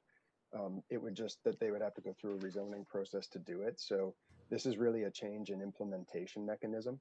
The rush and why we considered, in fact, brought this forward as a quick start action and a COVID recovery action with council was that there is we're at a moment in time with very substantial government funding that's available for affordable housing, and particularly social and nonprofit and co-op housing projects. And so this change in implementation mechanism to create zoning ready projects actually really help with Vancouver-based nonprofits being able to attract and secure that funding. Some of the existing most affordable rental units are currently located in RM3A and RM4 for rent zones. what do you consider the possibility of rapid redevelopment and the risk of eviction to low and medium income renters? Councillor Hardwick, I'm going to leave that one for if this gets referred to public hearing, because it is debating the substantive, this is just whether or not we should hear it, not to engage in the actual content. I may come back. Let me think about that. Okay, thank you, Councillor Fry. Up to 5 minutes. Yeah, thanks, Mayor. I want to just step back and with appreciation to Mr. Garrison and the team for reporting back with the memorandum and response to a motion this council passed in June, defining social housing consistently and transparently in the city of Vancouver. And I do appreciate the complexities around social housing, and I believe staff also appreciate how the public interprets social housing and how the actual technical definition of social housing really is probably more accurately described as non-market housing rather than, say, social housing, which for many conveys a level of deep affordability, public housing, that kind of thing. So I'm wondering if in this referral report, it would be possible to, across the board, replace the term social housing with non-market housing as a reflection of those concerns. I think we're right on the edge there, Councillor Fry. Again, this is whether or not to hear it, but and not the substance of the report. Sure, but recognizing that this request for the definition of social housing was made back in June, and we just got the report after this, and I appreciate that this referral report was written before we received this memo back from staff. I do think perhaps a brief answer from staff, but recognizing the limits of our debate here today. Yep. Okay, Dan Garrison again. I'll try to sort of walk that line. It's the definition. I completely appreciate where you're coming from, Councillor Fry, in terms of that definition, and you're right. It is a relatively complex issue. We aren't necessarily attached to the term itself, but we did have to pick some term to define something in the zoning and development bylaw that gets sort of beneficial treatment or bonusing or what have you in the zoning and development bylaw. Social housing was the term we landed on, largely because it's consistent with the DCL bylaw definitions of social housing, which we are required to define by provincial statute for the purposes of exemption from development cost levies. And so there is a complexity to just changing the term that I think from staff's perspective, we would like to be able to think through, perhaps separate from the discussion about whether or not these sort of bonusing or preferential treatment in the zoning bylaw are given to whatever we define that term to be, if that makes sense. It does. Okay, I'm going to chew on that for a minute. Thank you. Okay. Councillor Swanson. Yeah, I love the idea of automatic density increases for non-market housing, but I'm just hoping that when this does come back, staff can answer Councillor Hardwick's concern about the impact this will have on existing lower rent privately owned apartments. All issues for the public hearing if we choose to refer it. And again, the public and staff will, we have the full debate then. And this is just whether or not we hear the debate. Just reiterating that this is important. Okay. Yep. And it is a question section as well, Councillor Swanson. Councillor Hardwick, question? Yes, trying to circle back on it. Why are we doing this now instead of referring this into the Vancouver plan, where we could have more meaningful public consultation process? Dan Garrison, or sorry, Mr. Mayor, or yep, go ahead, Mayor Stewart. Yes, go ahead. Yes. Thanks for adjusting. Trying, yeah. Our main rationale for bringing it forward, I think I described earlier around the timing related to the funding programs, and it being important to get as many projects and sites in Vancouver into a funding ready position as possible. It's something we've heard a lot of support from the nonprofit sector on.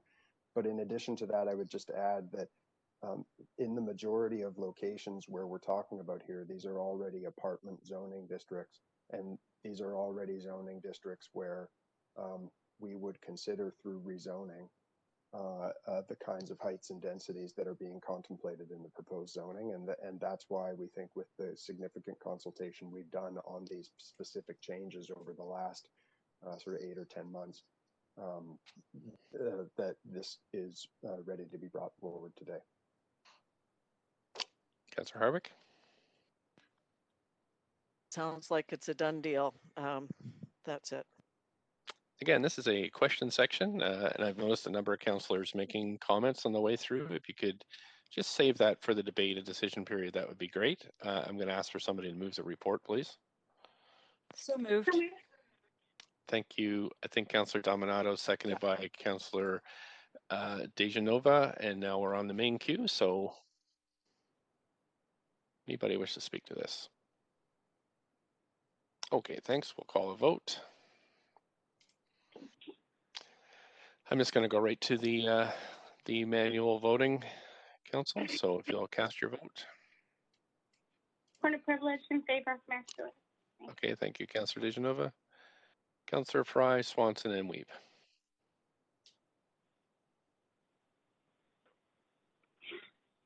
Councillor Weeb.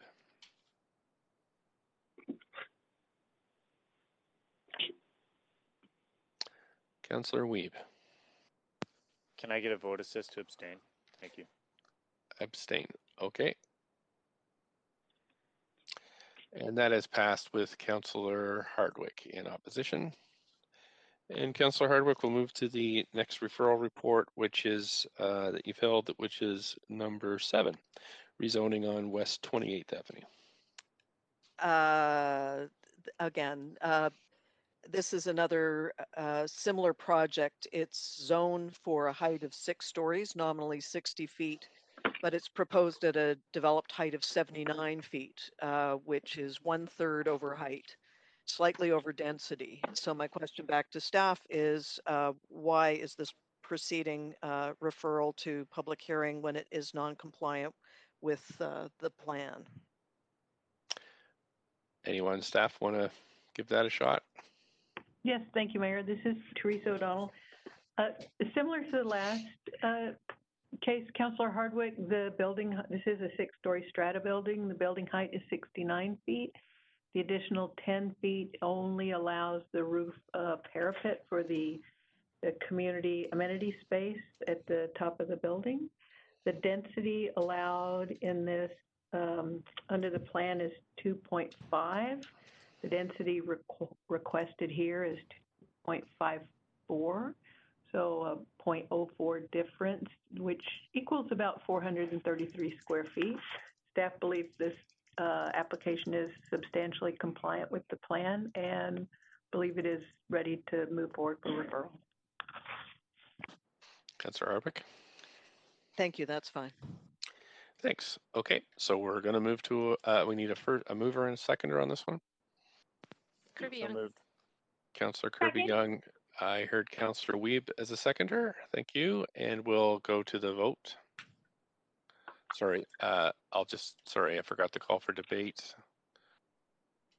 I don't see anybody on the list for debate, so we'll move to the vote.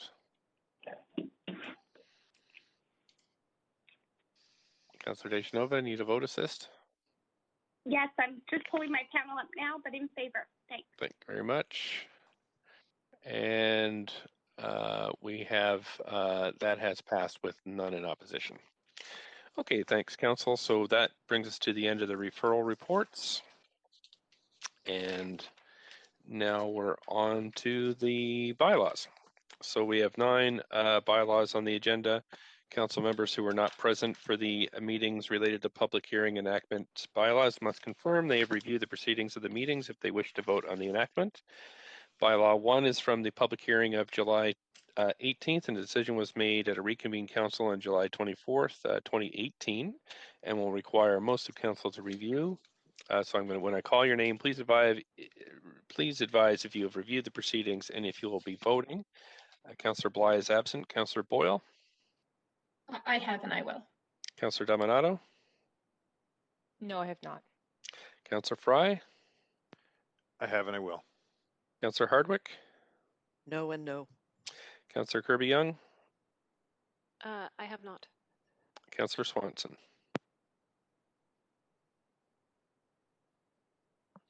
Councillor Swanson? No, I haven't reviewed it. Councillor Wiebe? I have and I will. And I have and I will. So, Point of privilege? yes, Councillor Carr? Yeah, I don't think you asked for me, and on bylaw 1, I did not review, and I will not be voting. It does say that you, I just in my script, it says you were present during the Oh, 2018 hearings. This is 2018. oh, I'm sorry. That's why I didn't call your name.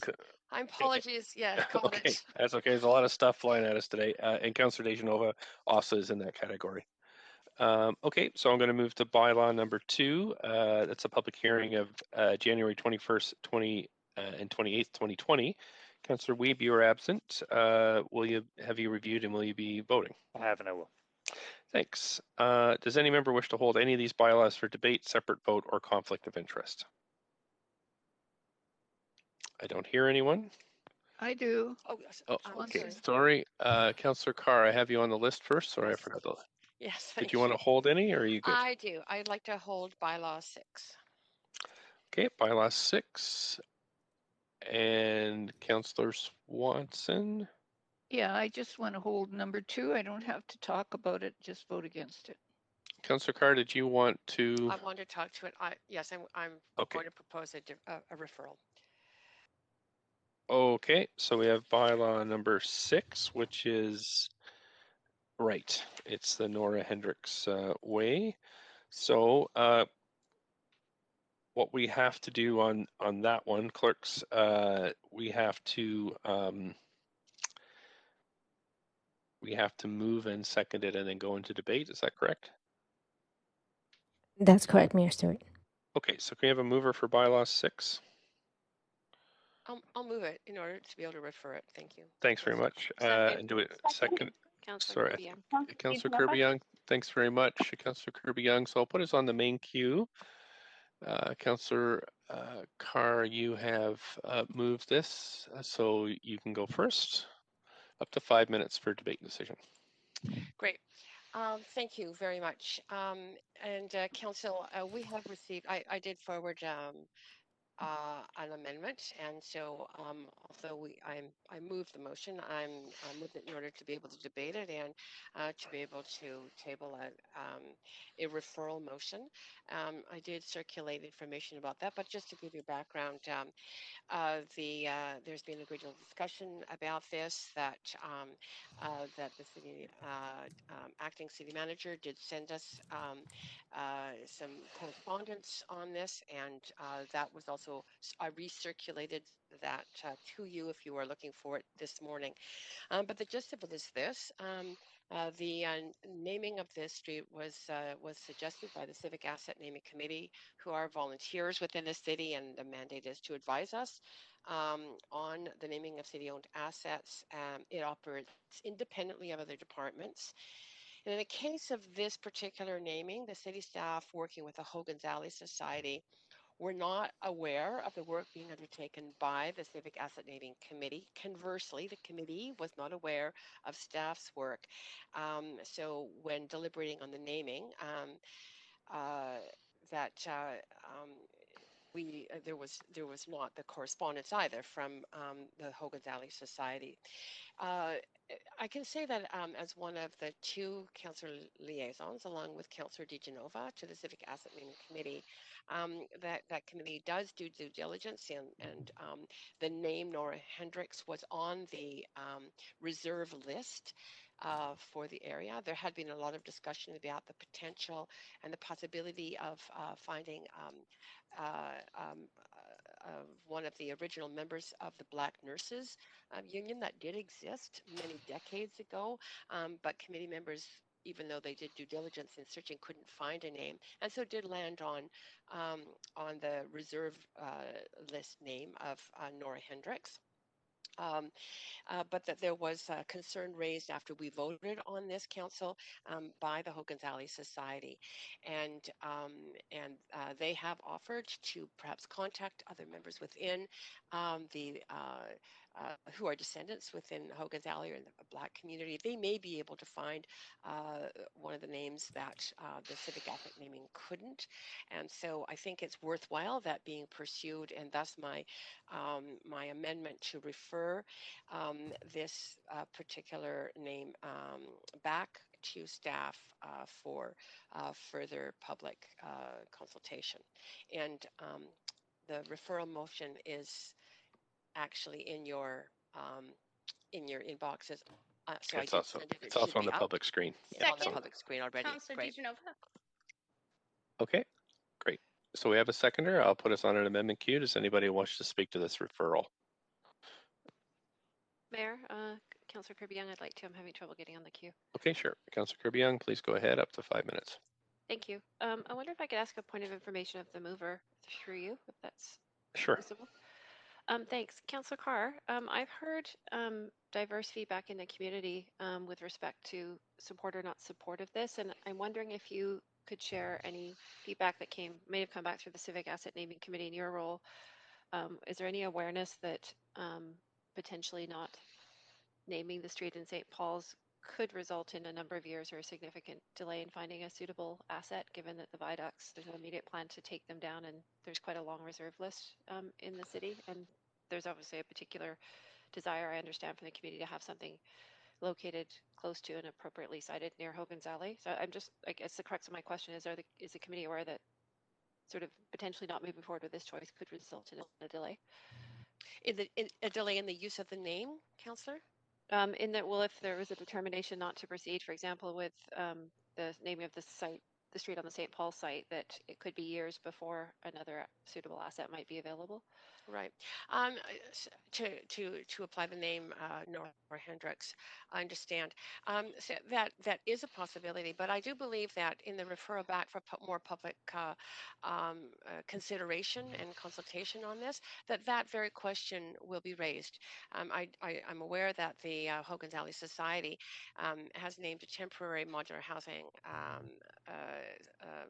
building by that name, and would hope to name a permanent affordable housing or supportive housing building by that, and that could take years. You're absolutely right, but I would trust that that society, other members of the community that staff would confer with, would debate and look at that potential in terms of naming, and so I think that is a discussion that is rightly to be held by the members of that community and others that staff do reach out to, in coordination, obviously, with staff ourselves themselves. But the other point I just wanted to, and I did mention to you, was that there had been interest at the committee level of because this is a hospital site that is being developed, and there was a great deal of excitement about the idea of finding a member of the and because it's close to Hogan's Alley, the original Hogan's Alley,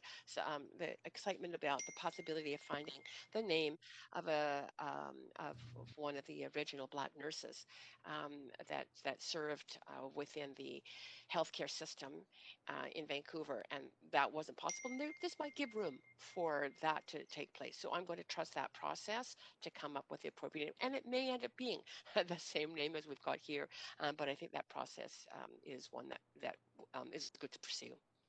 Okay, that's helpful. Thank you. Councillor Dominato. Thanks, Mayor. Through you, a question to the mover of the referral is just through further community engagement, and I appreciate the reason this is coming forward.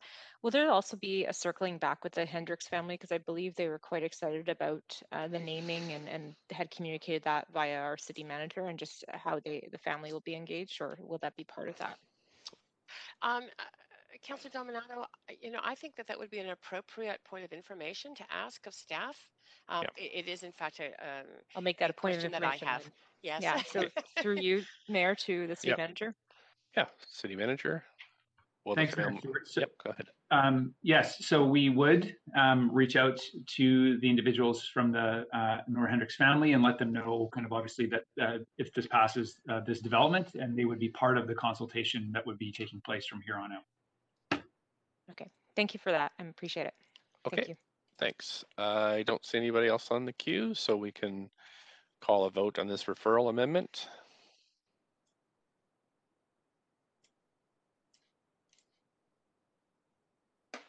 Councillor Dejanova, do you need assistance? I'm online, Mr. Okay. Mayor. Yes, I do. Okay. It's frozen on me. Thank you. In favor? Yes. Great. Have the clerks mark that. Okay, thanks. That has passed unanimously, that referral. We do have the, sorry, Councillor Swanson, I forgot to mark it. You held bylaw number 2. Bylaw number 2. Okay, so can we have a mover for bylaw number 2? So moved, Councillor Dejanova. Thank you. Seconder? Second, Dominato. Okay, thanks. So we are now in a debate queue. I see Councillor Carr on the list. Councillor Carr, did you want to speak to this? No, that was a holdover. Okay, thanks. Councillor Kirby-Yung, you wanted to speak to this held bylaw number 2? No, that must be a holdover, Mayor. Okay, thanks. Great. I don't see anybody else on the queue. Then we'll call a vote on bylaw. Just get the clerks to reset. There we go. Okay. Councillor Dejanova? I'm trying here, Mr. Mayor. Yes, in favor, please.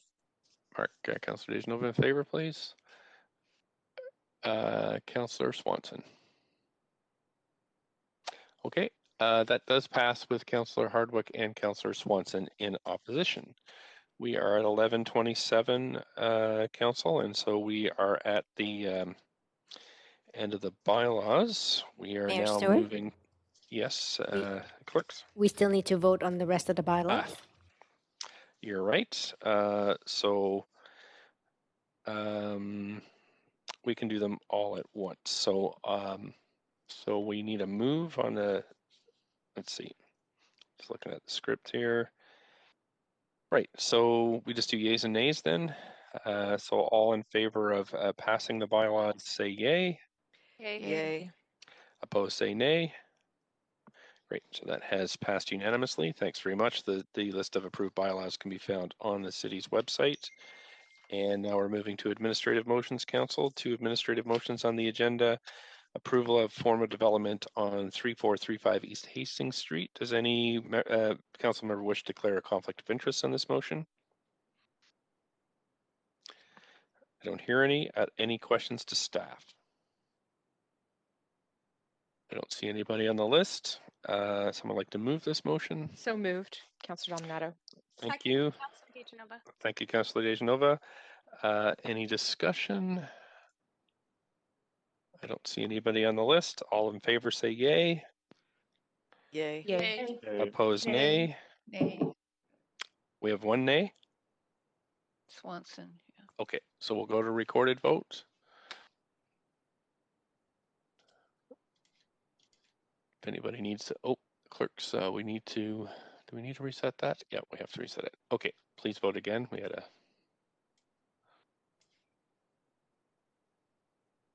Councillor Dejanova? I think I can do it this time, Mr. Mayor. Okay, there you go. Councillor Fry. There we go. That passes with Councillor Swanson and Councillor Hardwick in opposition. We have administrative motion 2, which is the approval of form of development on 4495 Camosun Street. Any member wish to declare a conflict of interest? I don't hear anyone. Questions to staff? Can we have a mover? So moved, Councillor Dominato. A seconder? Councillor Dejanova. Thank you, Councillor Dejanova. I've got a main queue up for discussion. Don't see any for discussion. All in favor say yay. Yay. Yay. Opposed, nay. I hear no nays, so that motion carries unanimously. Okay, Council, we're at 11:29, and we have 6 council member motions on the agenda today. So just a reminder that council members have 2 minutes to introduce motions, and then 1 minute each. Councilors have 1 minute each to ask clarifying questions. But first motion is request for leave of absence for Councilor Kirby-Yung on civic business for meetings on September 29th, November 17th, and December 5th all this year from 3:30 to 5:30. Thank you, Councilor Dejanova. Seconder. Seconded. Boyle.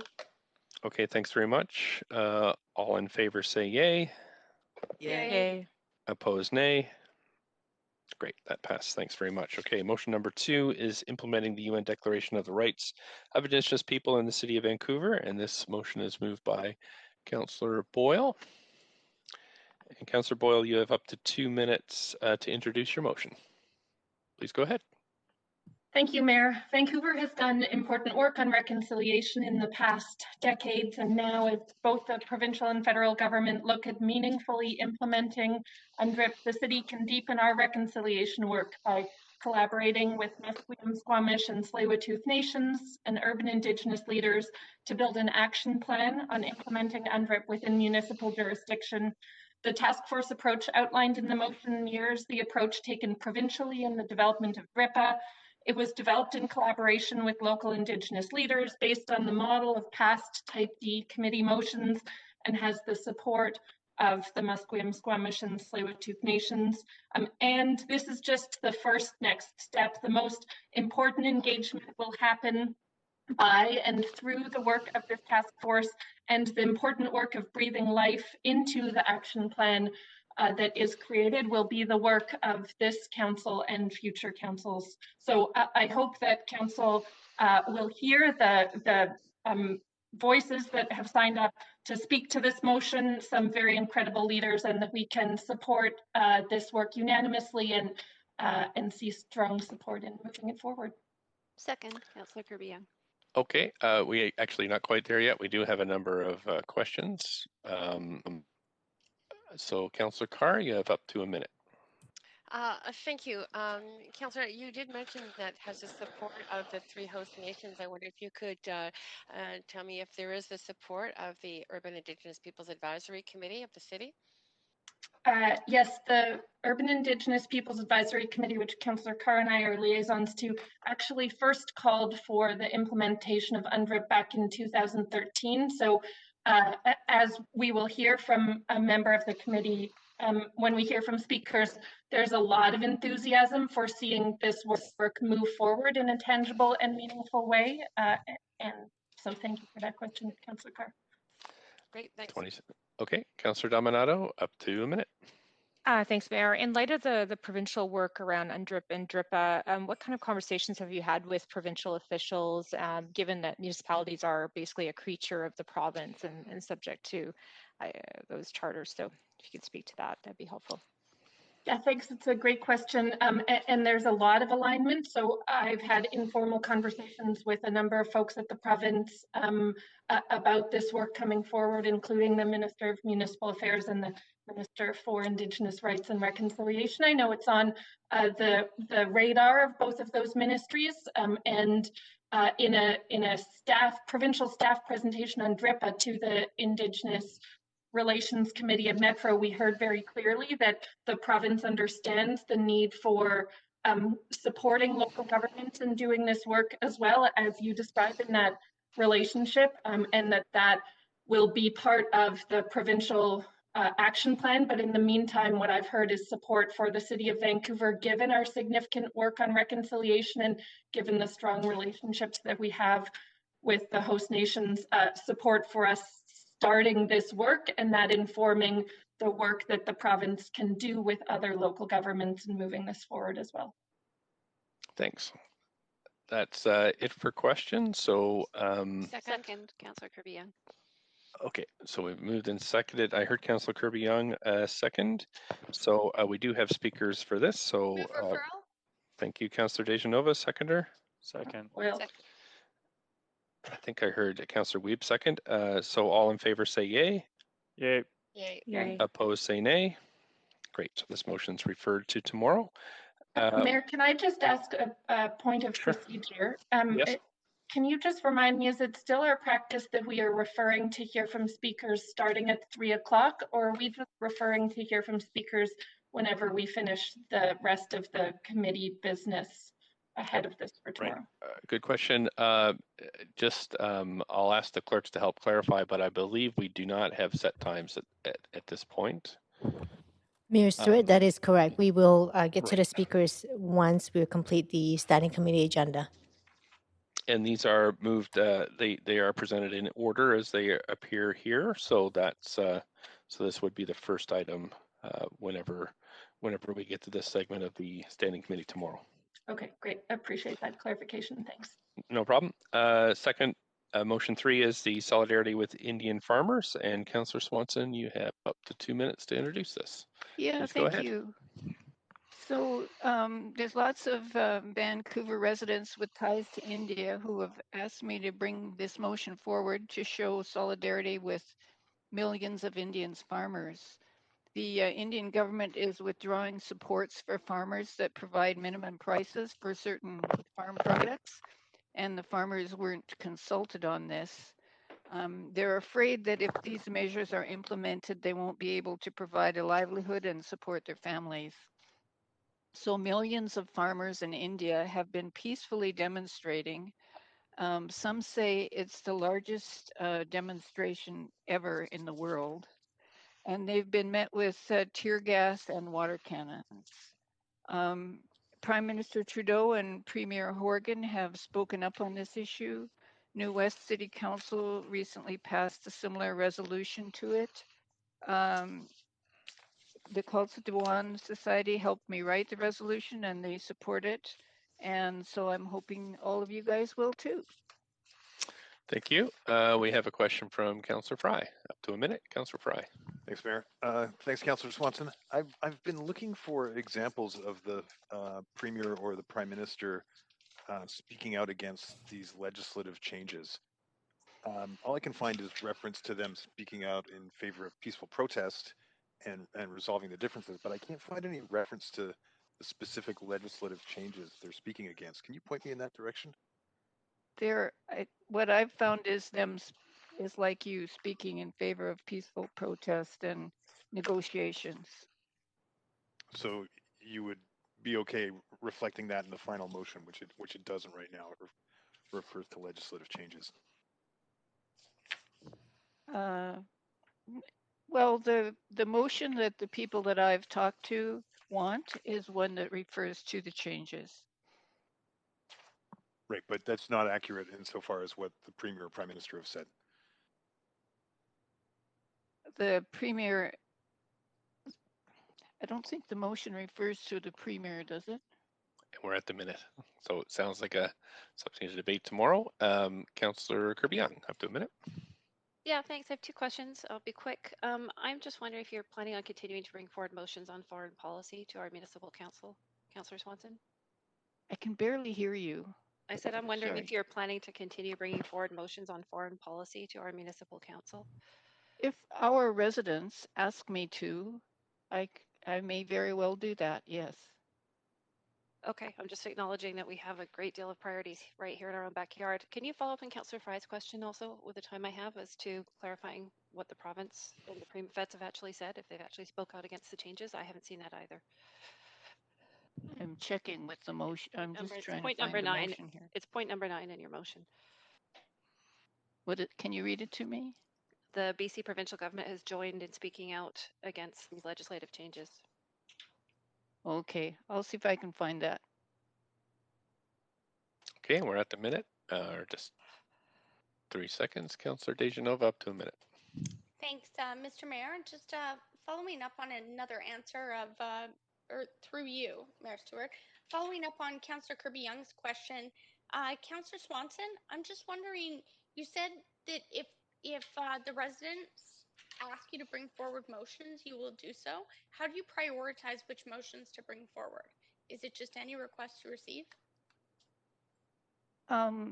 Actually, it's requests that I think are good and requests that support equity people and equity seeking groups, and supports that show where we can show solidarity with people who are struggling for their rights.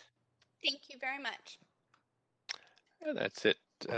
Councillor Swanson for questions. Do we have a seconder for this one? Boyle. Thank you, Councillor Boyle.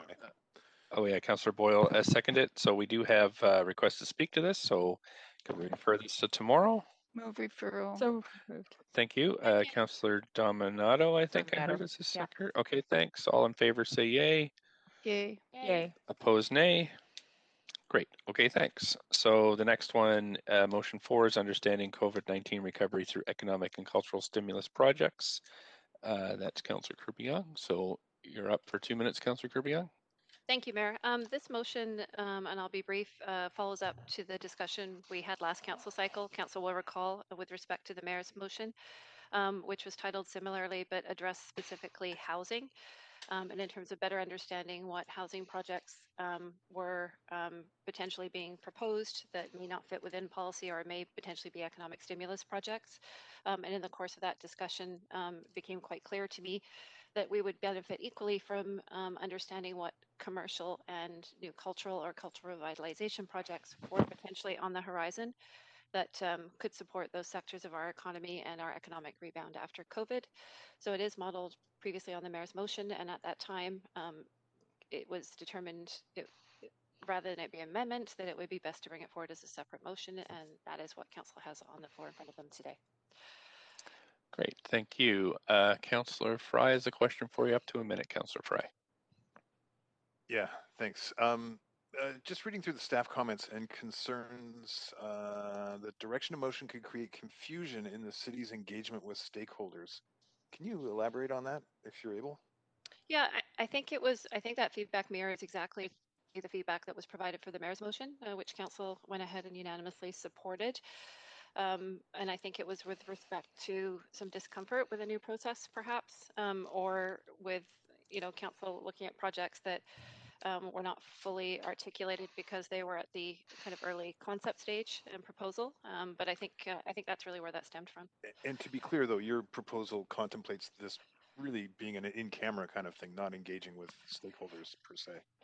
Yeah, so that's a great question, Councillor Fry, and you will note that one difference here compared to the mayor's original motion, which was amended during our discussion, was the addition of B to the motion that references that some of this information may be confidential and proprietary and may be likely to be provided in camera. So some information that may be reported out may be done either with some redacted or in aggregate for that reason. There we go. That's the minute. Thanks. We have speakers to this. So first we need a seconder, though. Do we have a seconder? Second, Councillor Dominato. Okay, I actually heard Councillor Hardwick first. And we have requests to speak. So somebody like to move this? So moved. For referral? Thank you. Councillor Dejanova, seconded by Councillor Fry. All in favor, yay. Yay. Yay. Opposed, nay. Great, thanks so much. We have motion number 5 next, UBCM motion local choice, tools to improve representation in local government, moved by Councillor Boyle. Thanks, Mayor. This is a UBCM resolution based on a vote that council made 2 meeting cycles ago to advocate to the province for increased local choice, to allow local governments to make changes that increase inclusion and diversity in their local elections based on their own unique local needs. As the motion states, there's no one-size-fits-all solution for local elections. Each municipality in BC has unique challenges, history, size, demographics, and local councils are best positioned to tailor their local election system and rules to respond to those local issues and needs. And by providing tools and options, the province would be opening the door to positive change and modernization in this regard. And I will just add is that the timeline is tight for submitting motions to LMLGA and then UBCM. And so as council's already heard speakers and debated the content of this motion, and it needs to, we don't have meetings next week because of spring break and there's just some timeline pressure. So I'm hoping that council will agree to deliberate and vote on this motion today. We do have Mayor, speakers. I'd like to second this. Okay, we have a seconder for this, but and it's like to sorry, propose a there are no. motion Wait, to- 1 second. There are no questions. So yeah, so we have it seconded, and we can move to. We do have requests to speak though to this motion, so we can refer. This Mayor, can be referred. I'd be prepared to move a motion not to hear speakers, given that this is substantially a motion that we've already approved at council in the previous motion, and this is just a housekeeping piece to get this onto the LMLGA agenda before deadline, and recognizing we do have a lot on the docket. I'd be prepared to move a motion to not hear speakers. Speaker Okay. proceed straight to a vote. Okay, so we have a seconder for, so just 1 second. So clerks, this would, we need to have a written motion not to hear from speakers, or is verbal enough? Mayor Stewart, a verbal is enough. It's only when you're referring to hear from speakers that you would ask them to submit that. That's in your script. Okay, so I'm going to, but this is debatable though. I'm going to take it as debatable. So we have a motion from Councillor Fry not to hear from speakers and go directly to debate. Do we have a seconder? I don't know if I heard somebody. Second, Councillor Carr. Councillor Carr, thanks. Point of privilege, Mayor Stewart? Yes, Councillor Dejanova. I just got word from Councillor Hardwick that she's having some technical difficulties. So I just wanted to advise you of that because we may need to wait for her to be back online to vote. Just needed to share that. In this process, it's only during the voting process that we do stop. So I'm going to continue hearing from Councillor Dominato. You have, so we're debating whether or not to hear this now, debate this now, or to refer it till tomorrow. Thanks, Mayor. Through you, a point of information, just to confirm with the clerks that we have one speaker signed up. Has that changed since the distribution list this morning? Clerks? Mayor Stewart, we still have one speaker signed up, but it's really up to council whether you want to hear from speakers or not. Yeah.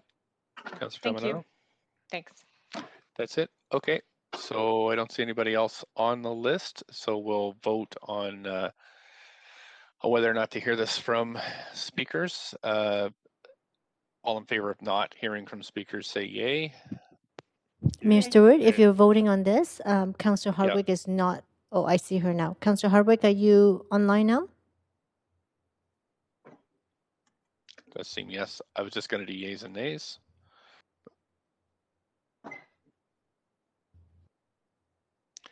So all in favor of not hearing from speakers, yay. Yay. Opposed? Abstention. No. Once we move to something other than yays or nays, we are into a formal voting process. So we're going to move into the formal voting process.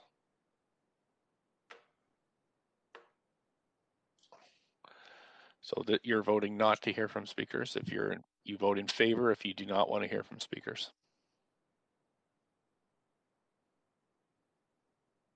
Looking for Councillor Hardwick.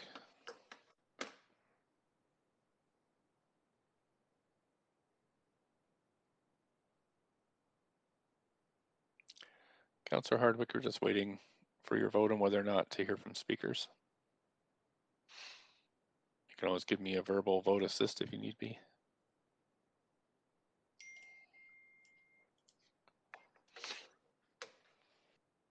You're on mute, Councillor Hardwick.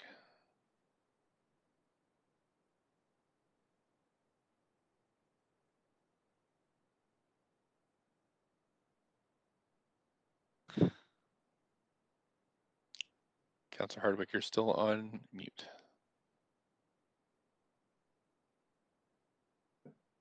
I'm trying. There you go. I'm trying. There you go. Okay, we can hear you now. A vote assist on this one is to not hear from speakers would be in favor. To hear from speakers would be against. And my point of personal privilege that I was trying to get across, Mayor, was that I missed all that because my computer You could abstain crashed. then. You could abstain. Okay, I'd like to abstain then. Okay, great. Thanks very much. Okay, Council, so that has passed. So we will not be hearing from speakers. and we'll be debating this now. So we have the motion moved, and now we need speakers for debate and debate on the UBCM resolution, local tools to enhance representation. Councillor Swanson, you have up to 5 minutes for this debate. Yeah, I just sent an amendment. Got an amendment. Okay. And I'll ask the clerks to pull that amendment up whenever they council. We're at 11 minutes to noon with a break at noon. So try to get through this item, and then we do come back between 3 and 5. So before it comes up, I support the motion. Yeah, okay, just 1 second. I'm just, if you could just let me see the motion first before we start debating it, and I will stop your clock here.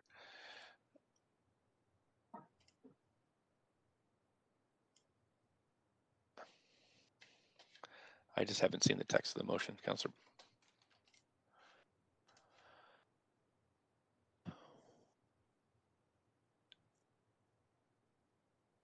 Okay, Councillor.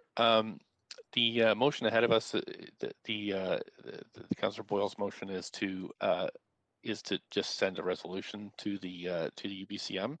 Yours is a massive change to our local electoral system.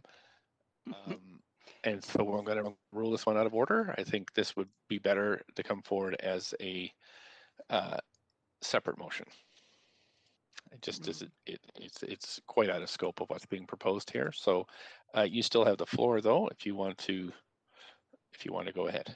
Yeah, I totally support. I support the motion, but I think it's bad that we're going to be finishing out a whole term of this council without making any changes whatsoever to our electoral system. And we have right now a large system, which is basically the worst possible system. It would be great if we could at least get a ward system in for a few years before the province gives us whatever they might deign to give us in terms of pro rep. So that's why I wanted to get in another plug for a ward system, even though I figured it would probably be ruled out of order.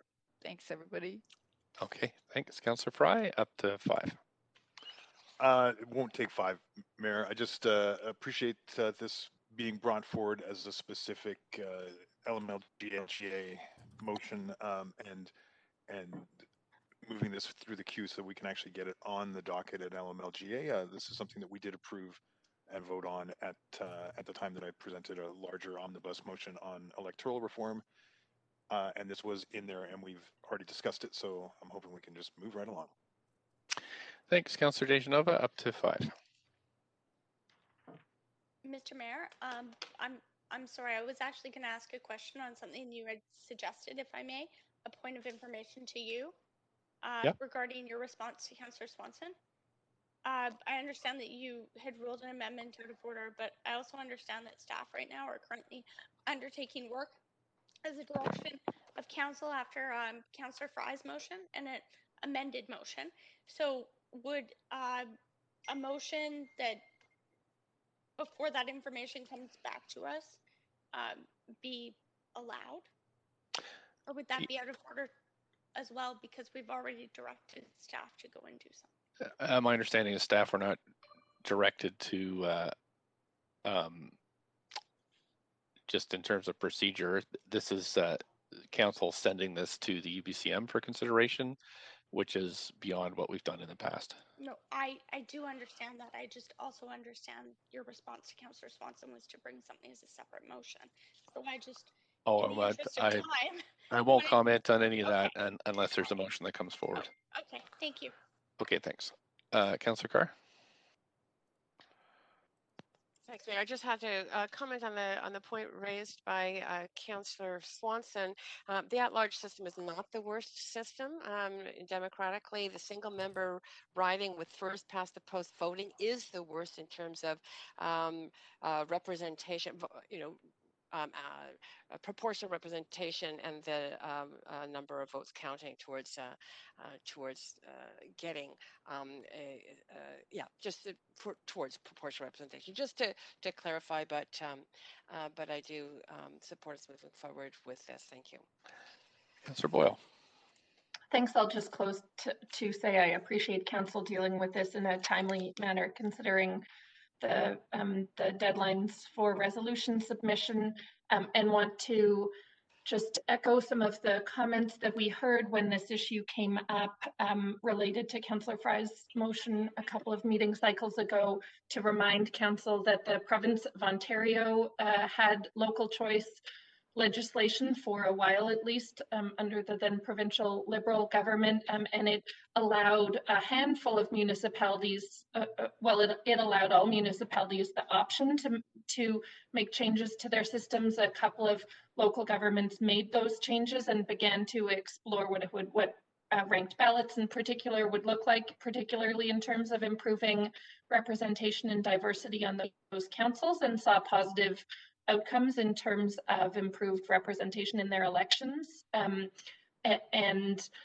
That local choice legislation has since been removed by the Ford government, and we've seen quite an uprising of support from local government leaders across the province in defense of having those tools, even from places where they hadn't yet acted on them, that the move to modernize elections in that way and provide local governments with more choice was seen across a broad political spectrum and across geographic regions in the province of Ontario as a positive step forward in improving representation. So I think this is an important and timely conversation for us to be having across BC. I appreciate that we had it related to Councillor Fry's motion a couple meeting cycles ago, and look forward to the broader conversation across the province in BC through the mechanisms that exist.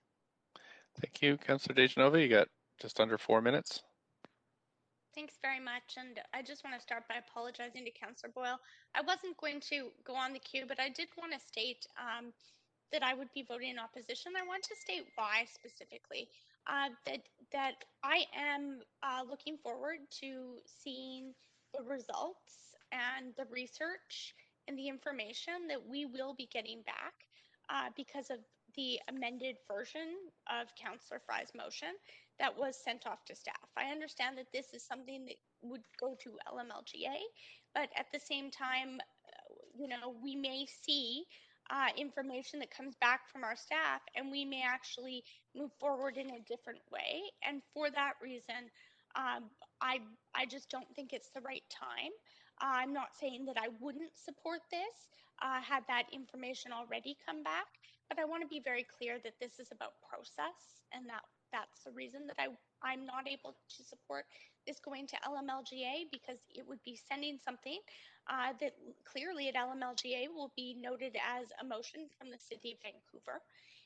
And if we decide on something else later on, I think that it could be confusing if in the next time that LMLGA meets to vote on resolutions, that there's something completely different coming forward from the City of Vancouver. So appreciate the work Councillor Boyle's put into this, but it's for that reason that I won't be able to support it. It's more of a process reason. Thank you.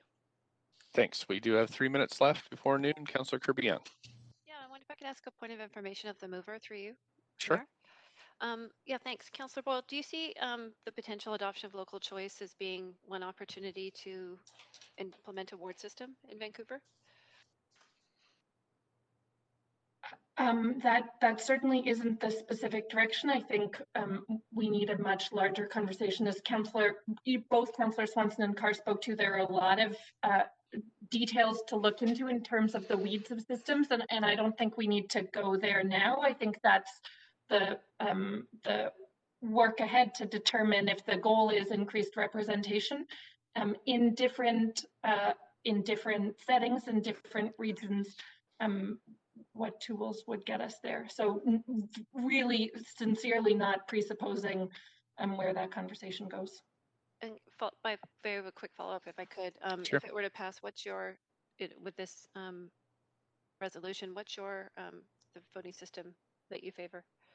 I actually, despite having a nerdy husband who talks about these things all the time, don't have a favorite personal system. My hope is improved representation. Okay, thank you. Thanks. I don't see anybody else on the list, so we'll call the vote on this. The clerk's, there we go. Councillor Dominato, Councillor Carr. Okay, that passes with Councillors Kirby-Yung, Dominato, Hardwick, and Dejanova in opposition. Okay, thanks, Council. We're at 11:59, so we're going to break now for lunch, and we'll be coming back at 3 o'clock to finish the business, which is discussing motion 6, don't feed the wildlife, as well as the new business inquiries and other matters and notice of members' motions. Thanks so much, Council, and we'll see you in camera at 1. Great. Thanks, staff. Yeah, thanks, everyone. Thank you.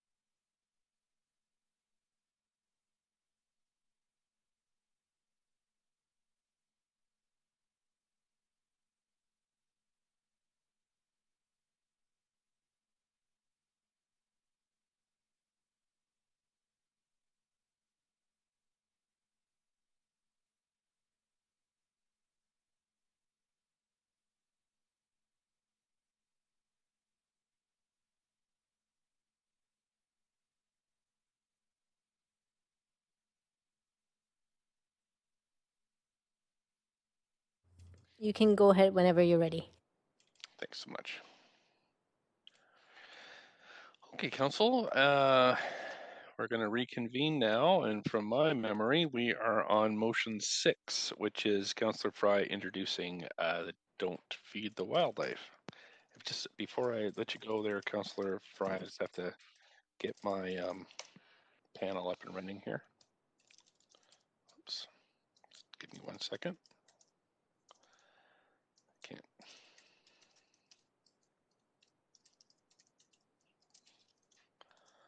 There we go.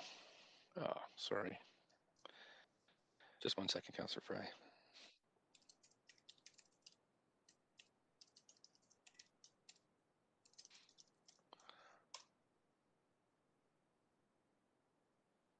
Okay, it's just coming up now.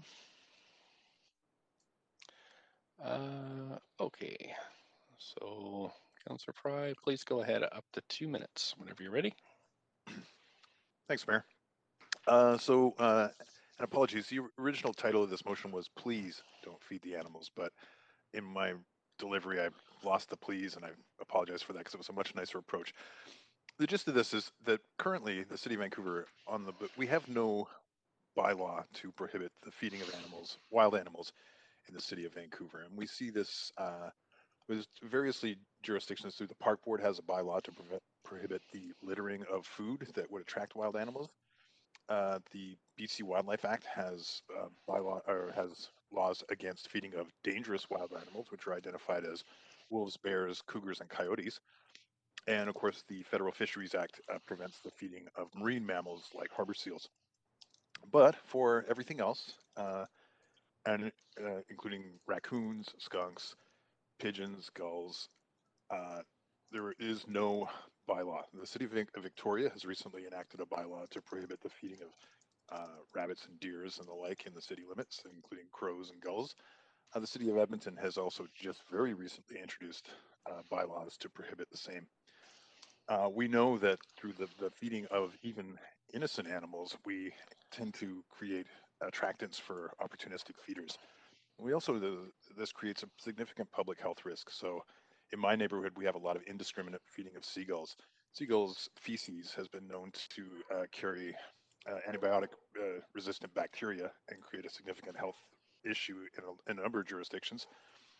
Similarly, geese, the feeding of Canada geese has rendered parks completely unusable. I was tempted to use my time to actually play the message from Mo Amir and his Vancouver moment, which really nailed a lot of the challenges when we get into feeding a wildlife in the urban environment. We're entirely changing the ecosystem. Am I out of time? Yeah. Okay. Thanks. You do have questions, so Councillor Dominato, up to a minute. Thanks, Mayor, and thanks, Councillor Fry, for the motion. I'm just curious if such a proposed bylaw would extend to households where people have bird feeders, whether it be hummingbirds or their chickadees, things like that, because that's come up as a question with respect to the motion.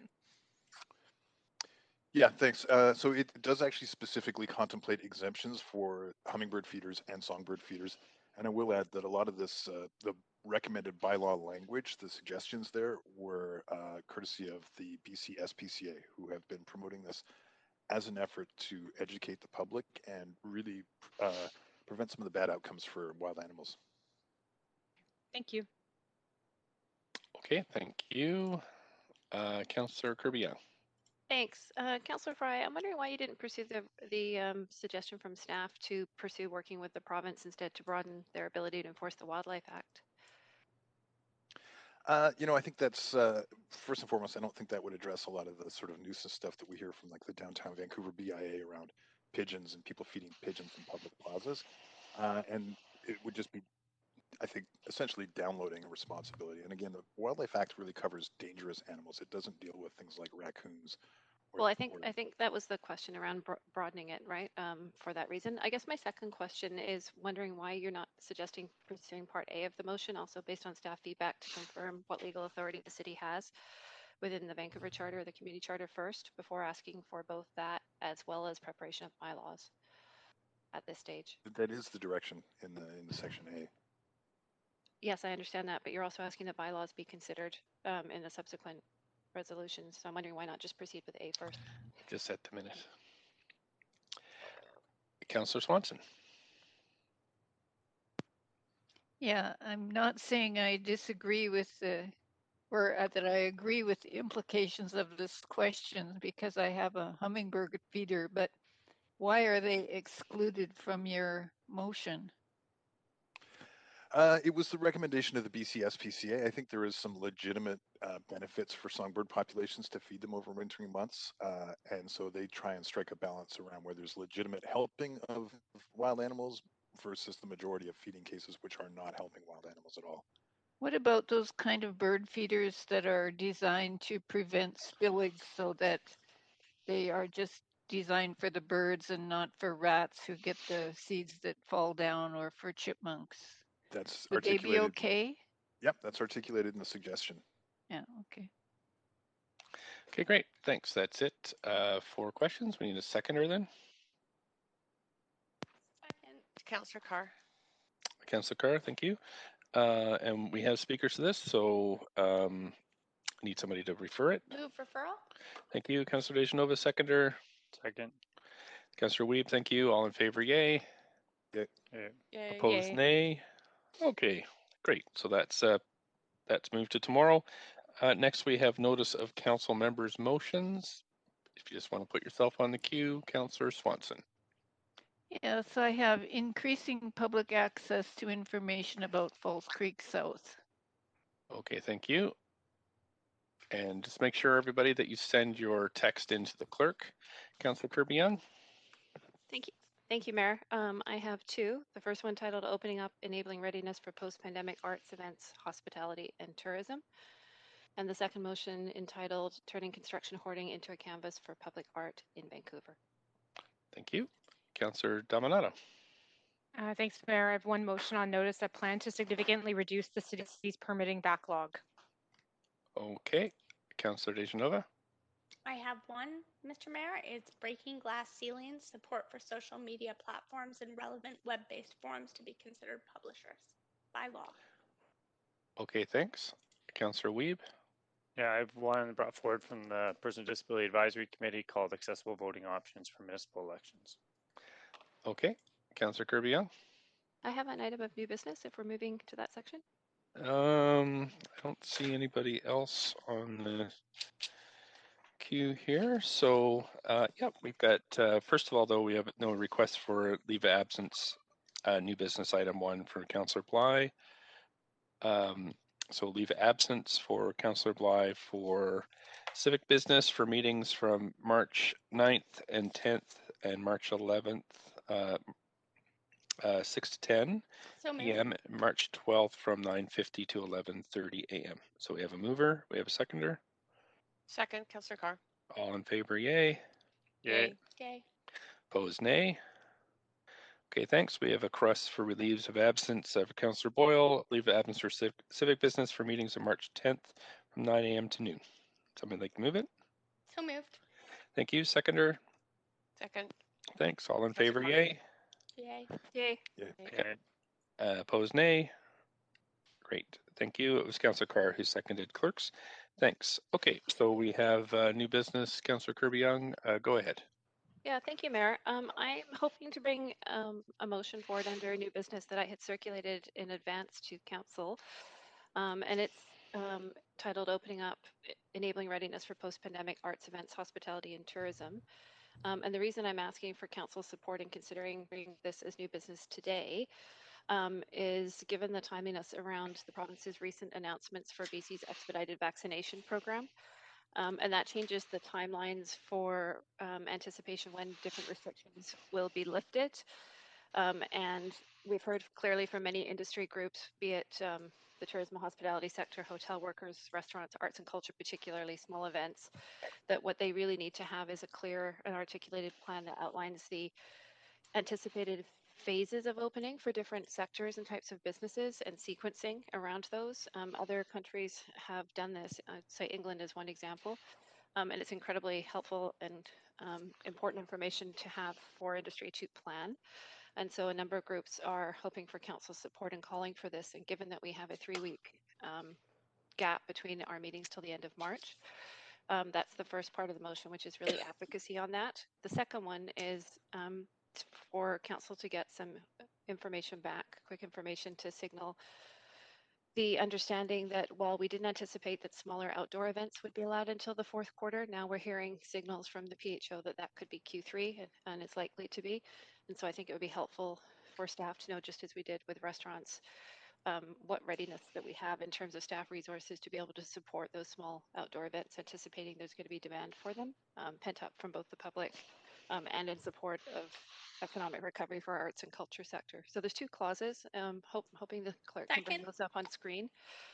We don't have, clerk still doesn't have it. I'm just getting a note, Councillor Kirby-Yung, so if you could send it to the clerks. Oh yeah, I'll do that now. Sorry, I emailed that this morning, so I don't know. Let me send that through again. And is this the same, I mean, have you just moved something with a similar title? I did call notice on it earlier in the event that, because I had sent a note to council hoping that everybody would agree, because it has to be unanimous to consider it today, and I wanted to cover my bases so that it would either be heard today or at the next meeting, but I'm hoping council will support it today. Okay, so you're moving it in 2 different places, is that? So you've given notice of motion? I will not be bringing it forward as a notice of motion for the next meeting if council will consider it this afternoon. Okay. And so we've got the text now. We have it seconded. No. Councillor DeGenova. Right. So I haven't heard anybody call notice on it. So I'm just waiting now for clerks to pull this up on screen. Here it comes.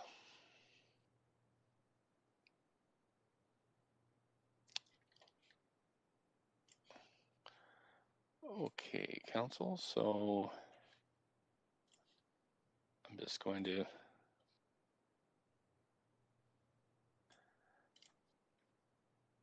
so Councillor Kirby-Yung, I'm just, since there's not been notice, then we're just going to withdraw it from the other section because of you.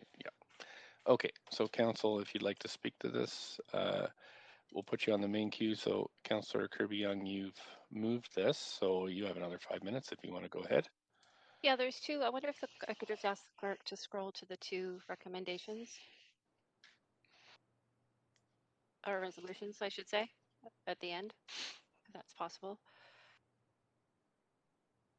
Yeah, that's helpful. So I just wanted to highlight there that those are the 2 resolutions I was verbally speaking to, one being advocacy with having the mayor write to the premier and PHO on behalf of council to outline the importance of an articulated opening up plan, as I said, identifying the anticipated phases and sequencing as other jurisdictions have done. And then the second, which speaks to staff reporting back on our readiness to potentially permit small outdoor events in Q3 if that parallels with the vaccination schedule that we anticipate with the province. Okie doke, thanks. I'm just going to call up the right, Councillor Dominato.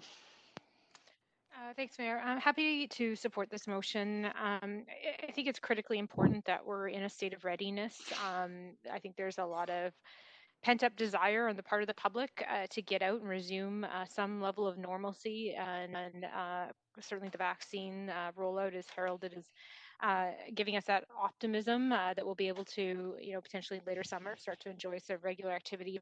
And we're certainly hearing from the small business and events community in Vancouver that they're wanting to be in a state of readiness. They're looking forward to hosting some, smaller scale events, and are prepared to work with the city and whatever it takes to make that happen. But I think that this really articulates the need for us as a city to be ready to mobilize, just as we have in response to the pandemic, putting in place preventative measures. Now it's about those recovery and opening measures. And I think that our small business and events community will welcome having some certainty about what that process will look like in terms of permits and how we can do that in an expedient manner. So happy to support the motion. Thank you. Okay. I don't see anybody else on the queue, so we can call a vote on this one.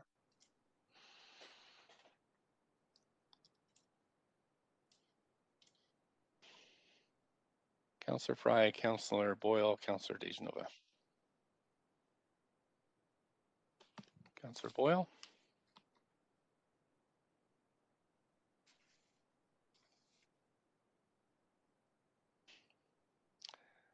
Councillor Boyle.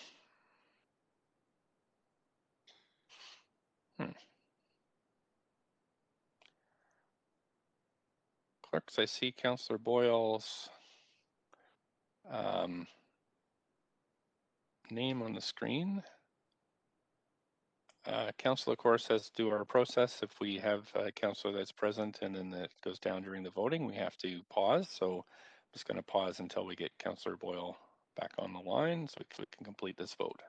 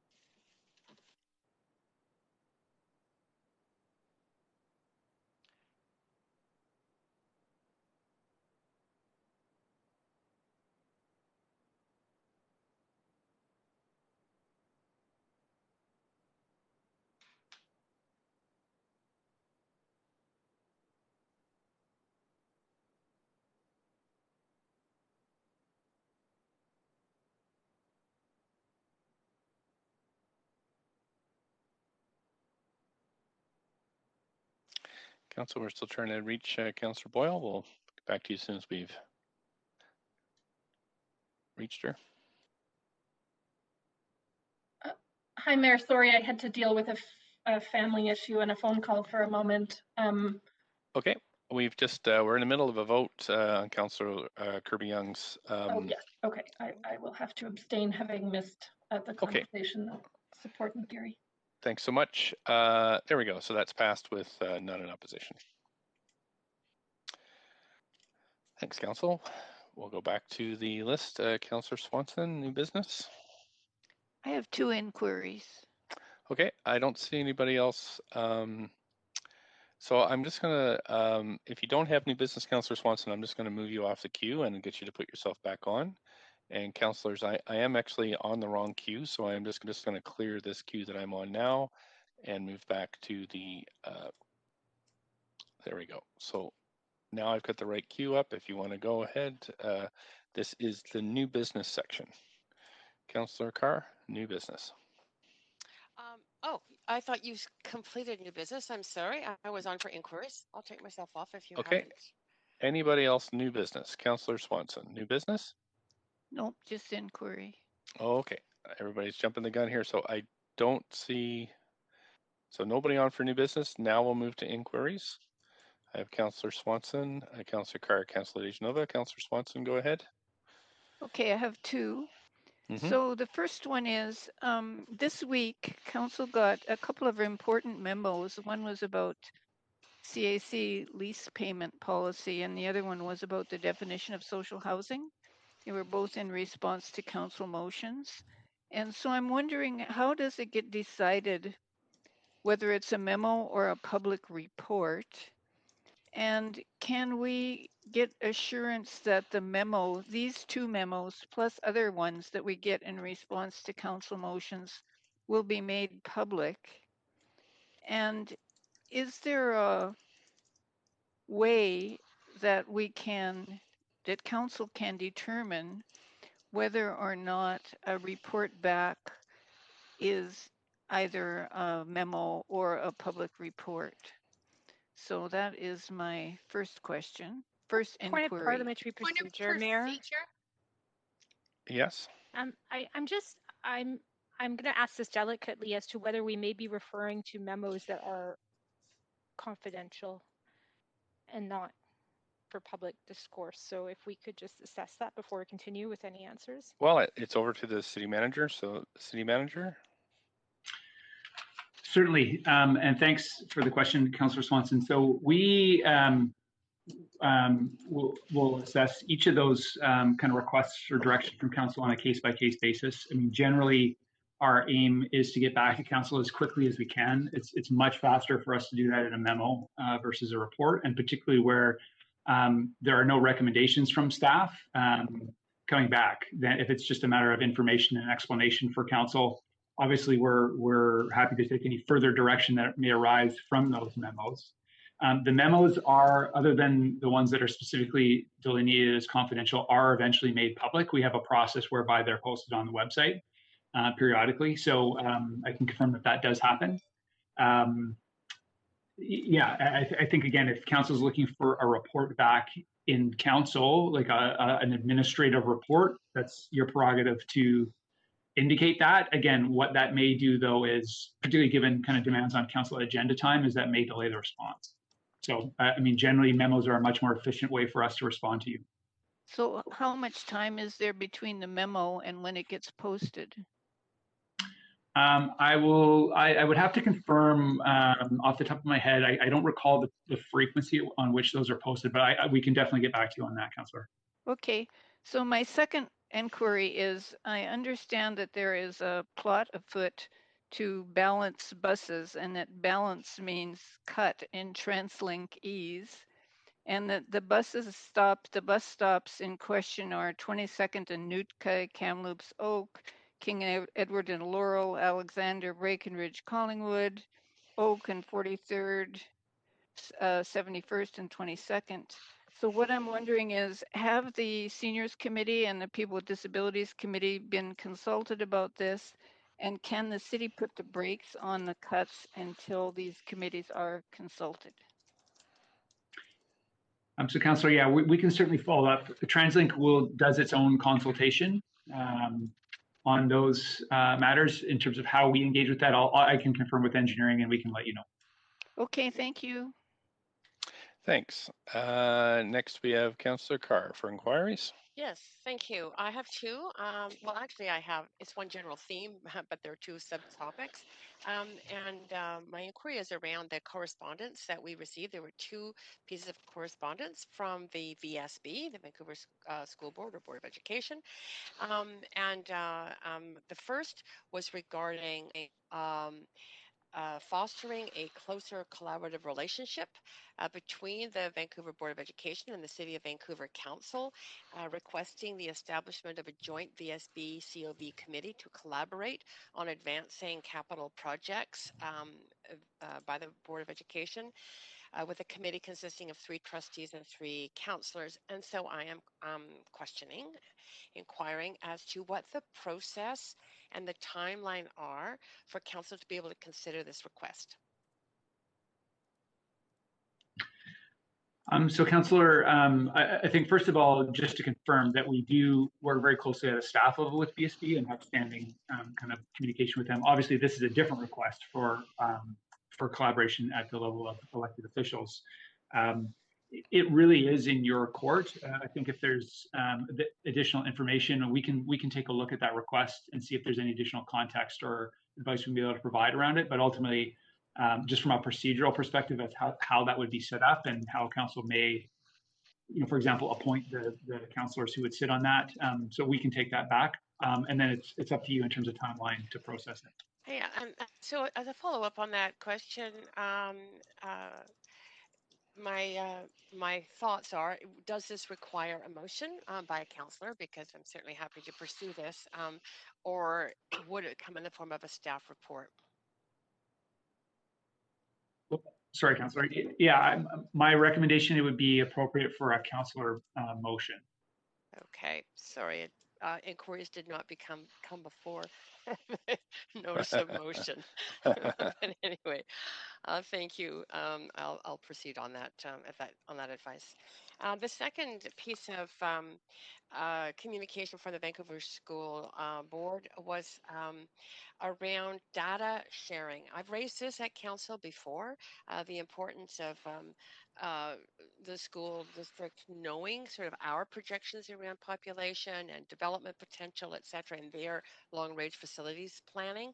The report doesn't contain a specific recommendation, but I'm inquiring as to how staff intend to handle this request, and again with a timeline regarding that, and if there's a need for a council motion, councillor motion, I would be happy to proceed with that. But so looking for some feedback on how staff are considering pursuing this. And Councillor, thanks. Just so I'm clear, you're referencing specifically sharing information around growth and population projections? Well, at this point, that seems to be the bottom line interest, but there's no specific recommendation in this report. It may also be around facilities in general, and what's included in facilities. The school, we're tending to do more projects where there is some co-location of things the city supplies and the school does, like housing and childcare, for example. So I think that there's maybe some projections of data around that, but it's very specific on data that's needed to make decisions. Yes, so that is precisely the type of data that we're contemplating exchanging with the VSB, understanding their projections for student enrollment, and conversely our planning department sharing with them growth projections, kind of development and so on. So yes, that's precisely the one of the key categories of information that we're planning to share under that MOU. Okay, so all right, and I gather if it's an MOU, then we will be receiving it as council at some point. Yeah, I mean, it's more intended kind of for staff at a working level, but I think if there's interest, council, if there's particular things that you're interested in that we're getting information from VSB on, then we can report that back to you. So, like I say, if there's areas of interest, it would be helpful to know that. And then we can go back and look at what data we have and conditions under which it can be shared. Obviously, some of that may need to be in camera and so on. Right. Okay, perhaps we can get a memo that at some point supplies us with the kind of information that you're intending to share that may be helpful. Certainly, yeah, we can definitely do that. Great, thank you. Thank you. Next, we have Councillor DeGenova. Thanks very much, Mr. Mayor. I had received some emails and there have been some questions sent to me on social media. I believe other councillors have received some correspondence as well. And I understand in this question through you to the city manager that we have a program at the City of Vancouver, and I understand that it's not a nonprofit doing this, not the SPCA, where we are facilitating adopting rats. And I was just wondering if the city manager could tell me if $5 was cost recovery. So does that recover the cost that the city is paying? And if not, was another nonprofit organization considered for this, like the SPCA or? Councillor, yeah, I'm not. We can report back to you on the details of the program. Okay. Thanks very much. And then another inquiry that we've been getting is regarding some media reports and who the powers to be or the powers that be are at Vancouver City Hall. So if I were to send that to the acting city manager, could information be sent to council on that at your discretion as to how that's best addressed? Sorry, Councillor, do you mind? I'm not sure I caught the question. Well, there's been correspondence, and I understand it's not just with myself. I think with other council members, seeing who the correspondence is addressed to, that are asking specifically who the powers to be are that perhaps order engineering staff to make certain changes. I'm just wondering if perhaps if I were to send over more information, if the city manager could report back on how those staff are deployed. City manager, I think this is a question about people being paid to camp outside my house. So I think that's what this is about. That's not what the question is. Oh, I see. Okay. And that's You're very unclear, Councillor DeGenova. Oh, I'm sorry. I'm trying to be tactful, Mr. Mayor, as to how staff are deployed. And we have been getting this, and I think that it's important that that it's addressed. So an inquiry about people being paid to camp outside my house, I think. Well, that's not the only thing. Actually, I've Mr. Mayor, am I allowed to ask questions or not? It's inquiry, yep. Okay, thank you very much. Well, since it is an inquiry and since I feel that it's been painted in a certain light, we've also been asked about this at Strathcona and how resources have been deployed to certain other areas of the city. Mayor Stewart, so I want to make it very clear that I wasn't asking a question that targeted anyone specifically. Okay. And I, kind of feeling hurt and offended that that's how it would be Ditto. made to sound. Ditto. So I want to let you know that that was not my intention. And if you look through your emails, I understand that when you're chairing a meeting, it's hard to kind of to do several things at once. But there are emails asking about service levels in certain parts of the city and how those are deployed. So I'm sorry if that's not an appropriate question to ask in inquiries, but I just was unclear, Councillor DeGenova, so I was trying to clarify for the city manager. You absolutely have, I think, for everybody, actually. Any other items? Yeah, so I would say, Councillor, if there's additional information, background information you have on how that question has been framed to you, that would be helpful if you could forward that. I will. Thank you so much. Thank you. Next on the list, we've got Councillor Fry. Thanks, Mayor. Reflecting on a rather desperate email I received from a constituent who is concerned about their housing and rent evictions, and referenced the mayor's motion from October of last year that I enthusiastically supported and I believe passed unanimously at council, protecting tenants taking action against rent evictions. And the motion itself talked about that if there was no provincial commitment to address rent eviction by the end of December 2020, council will direct staff to prepare a report in 21 outlining a framework to protect renters during renovations or repairs on rental houses. And I'm just wondering if we have, obviously, any updates from the province and where are we at with preparing a report? So thanks, Councillor. Yeah, there have been discussions with the province, and we understand the province is proposing changes around this issue. So we have been waiting to see what they're coming forward with. The province is in a much better position given their jurisdiction and powers to deal with the issue of rent evictions relative to the limited tools that the city has. So that's kind of where we have been at. It is something that staff are actively working on.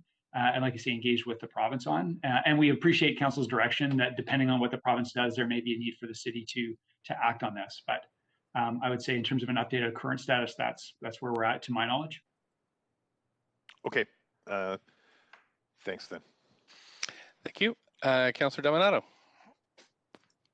Thanks, Mayor. And just wanted to make brief comment on reflection of yesterday's marking International Women's Day, and I think a number of councillors acknowledged that in social media. But just to reflect how incredibly proud I am to serve on this council, and which has seen the highest number of women elected to council ever, and proud of my female colleagues, but also our male colleagues who are our allies. But this year's theme was Choose to Challenge, and one of the things I have seen with my colleagues here is challenging and calling out gender bias and inequality on a number of occasions. There was a number of stories over the last week or two leading up to International Women's Day profiling women elected leaders who have been subject of misogyny, of hate, and I know that councillors Boyle and DeGenova and Kirby-Yung have spoken out in this on a number of occasions, and so I just want to acknowledge that. And these aren't easy jobs, but certainly harder when you're subject to particularly on the social media, sort of public commentary. And but I am incredibly proud of our group, and obviously there's still more work to be done in terms of supporting women from the BIPOC community. But I wanted to just acknowledge how proud I am of our collective of women here at Council, and to honor that in terms of International Women's Day. Thank you. Councillor Kirby-Yung. Yeah, thank you, Mayor. I have an inquiry and I'm following up again on the motion from early June 2020 that I had brought forward that was standing up to the rise in anti-Indigenous, anti-Black, anti-people of color, and anti-Asian racism and hate crimes that we were seeing in the city. At that time, it was referred back to staff with the intent that we would be getting more information back. Given that we've seen some really disturbing incidents, such as down in Musqueam, here in the city, targeted with some nasty messaging, the tree defacement, anti-Semitic tree defacement in Riverview Park, and continued incidents again in the Asian community, particularly targeting seniors and people that are particularly vulnerable. I'm wondering when we're going to get information back on that, and if there's a possibility for some of the simpler components of the motion, such as the piece that called for a public awareness campaign condemning racism and hate crime, sharing information on resources for victims, and encouraging bystanders to report incidents, for example, if any of those pieces could be activated, given the fact that this is sadly still a common and increasingly prevalent issue in our society. I also note that I'm really grateful to the leadership by the provincial government in stepping up, and part of the motion also called for the city to reach out and look at the opportunities to work with the province on their anti-racism work. So I wonder if staff can provide an update on those pieces. Yes, thanks, Councillor. So yes, our ACCS team, they are working on an update for council on the status of that work. So I'm expecting that we'll be able to get that to you pretty quickly, and I'll confirm with the team. I understand that the interest in a timely report back there. Okay, and then follow up to that. Thanks, Acting City Manager. Are you expecting that update to come back in the forward of an update at a council meeting? At this point, Councillor, what staff are preparing is a memo based on kind of where the work is at right now, and I think from there, and not having seen it, I don't want to prejudge all of the details of that. But yeah, I think what they were working to do is to get you a memo on the status as a first step. Okay, there is additional work to come back to council though. I'll just put in a plea to daylight this work. I think that we've got a number of communities that are looking for some form of action or leadership from the city, and even if we start small, I think that there's a lot of folks who would like to see that feel that the city are not addressing it yet. So I'm hopeful that there could be some action that might be identified in the memo. Thanks. Thank you. Councillor Wiebe. Yeah, my inquiries on the review that's going to be happening with the police section, recognizing that they'll be doing a director's review of our budget decisions. And I'm just wondering what the process is for us as councillors and the mayor, and what's the plan moving forward, recognizing this coming forward from the police board today. Thanks, Councillor. I can say from a staff perspective at this point, the process is not clear. So there is, the appeal of the budget decision goes to the Director of Police Services. There is no defined procedure for the Director of Police Services, so far as we're aware, that they follow in relation to these requests. So we'll be awaiting that information as to, we expect that there will be a submission required from the city. That would seem obvious, but the timeline for that, the substance of it, at this point we haven't seen, and as staff we haven't actually seen what the police board have submitted to the province either. So we're at very early days on that particular issue, subject to any other updates the mayor might have, but we will definitely be keeping council apprised as we learn more. Okay, and do we have a meeting set up between council and the police board at any time to have deliberations or conversations that are set up in the next near future, or no? No. Okay. Not at this point. Eric, do you have anything else that you would like to state on this at this time, or no? I don't at this point. The statement by the police board, I'm reviewing that, and again, it's weird having both hats on in this circumstance, but on this matter with the police board, the spokesperson duties have been delegated to Vice Chair Barge DeHaan. So in that case, I'll be speaking on behalf of the city. That's but I have no idea how this process works. There are cases that have been cited in other municipalities, but they're actually of a very different nature than this one. So another new fun thing we get to figure out. Thank you. Councillor Kirby-Yung?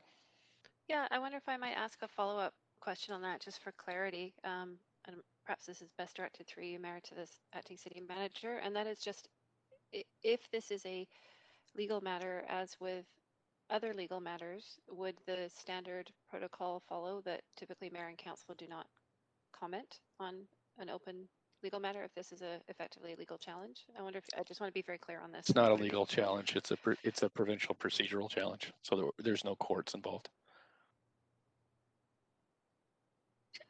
Yeah, it's an administrative process.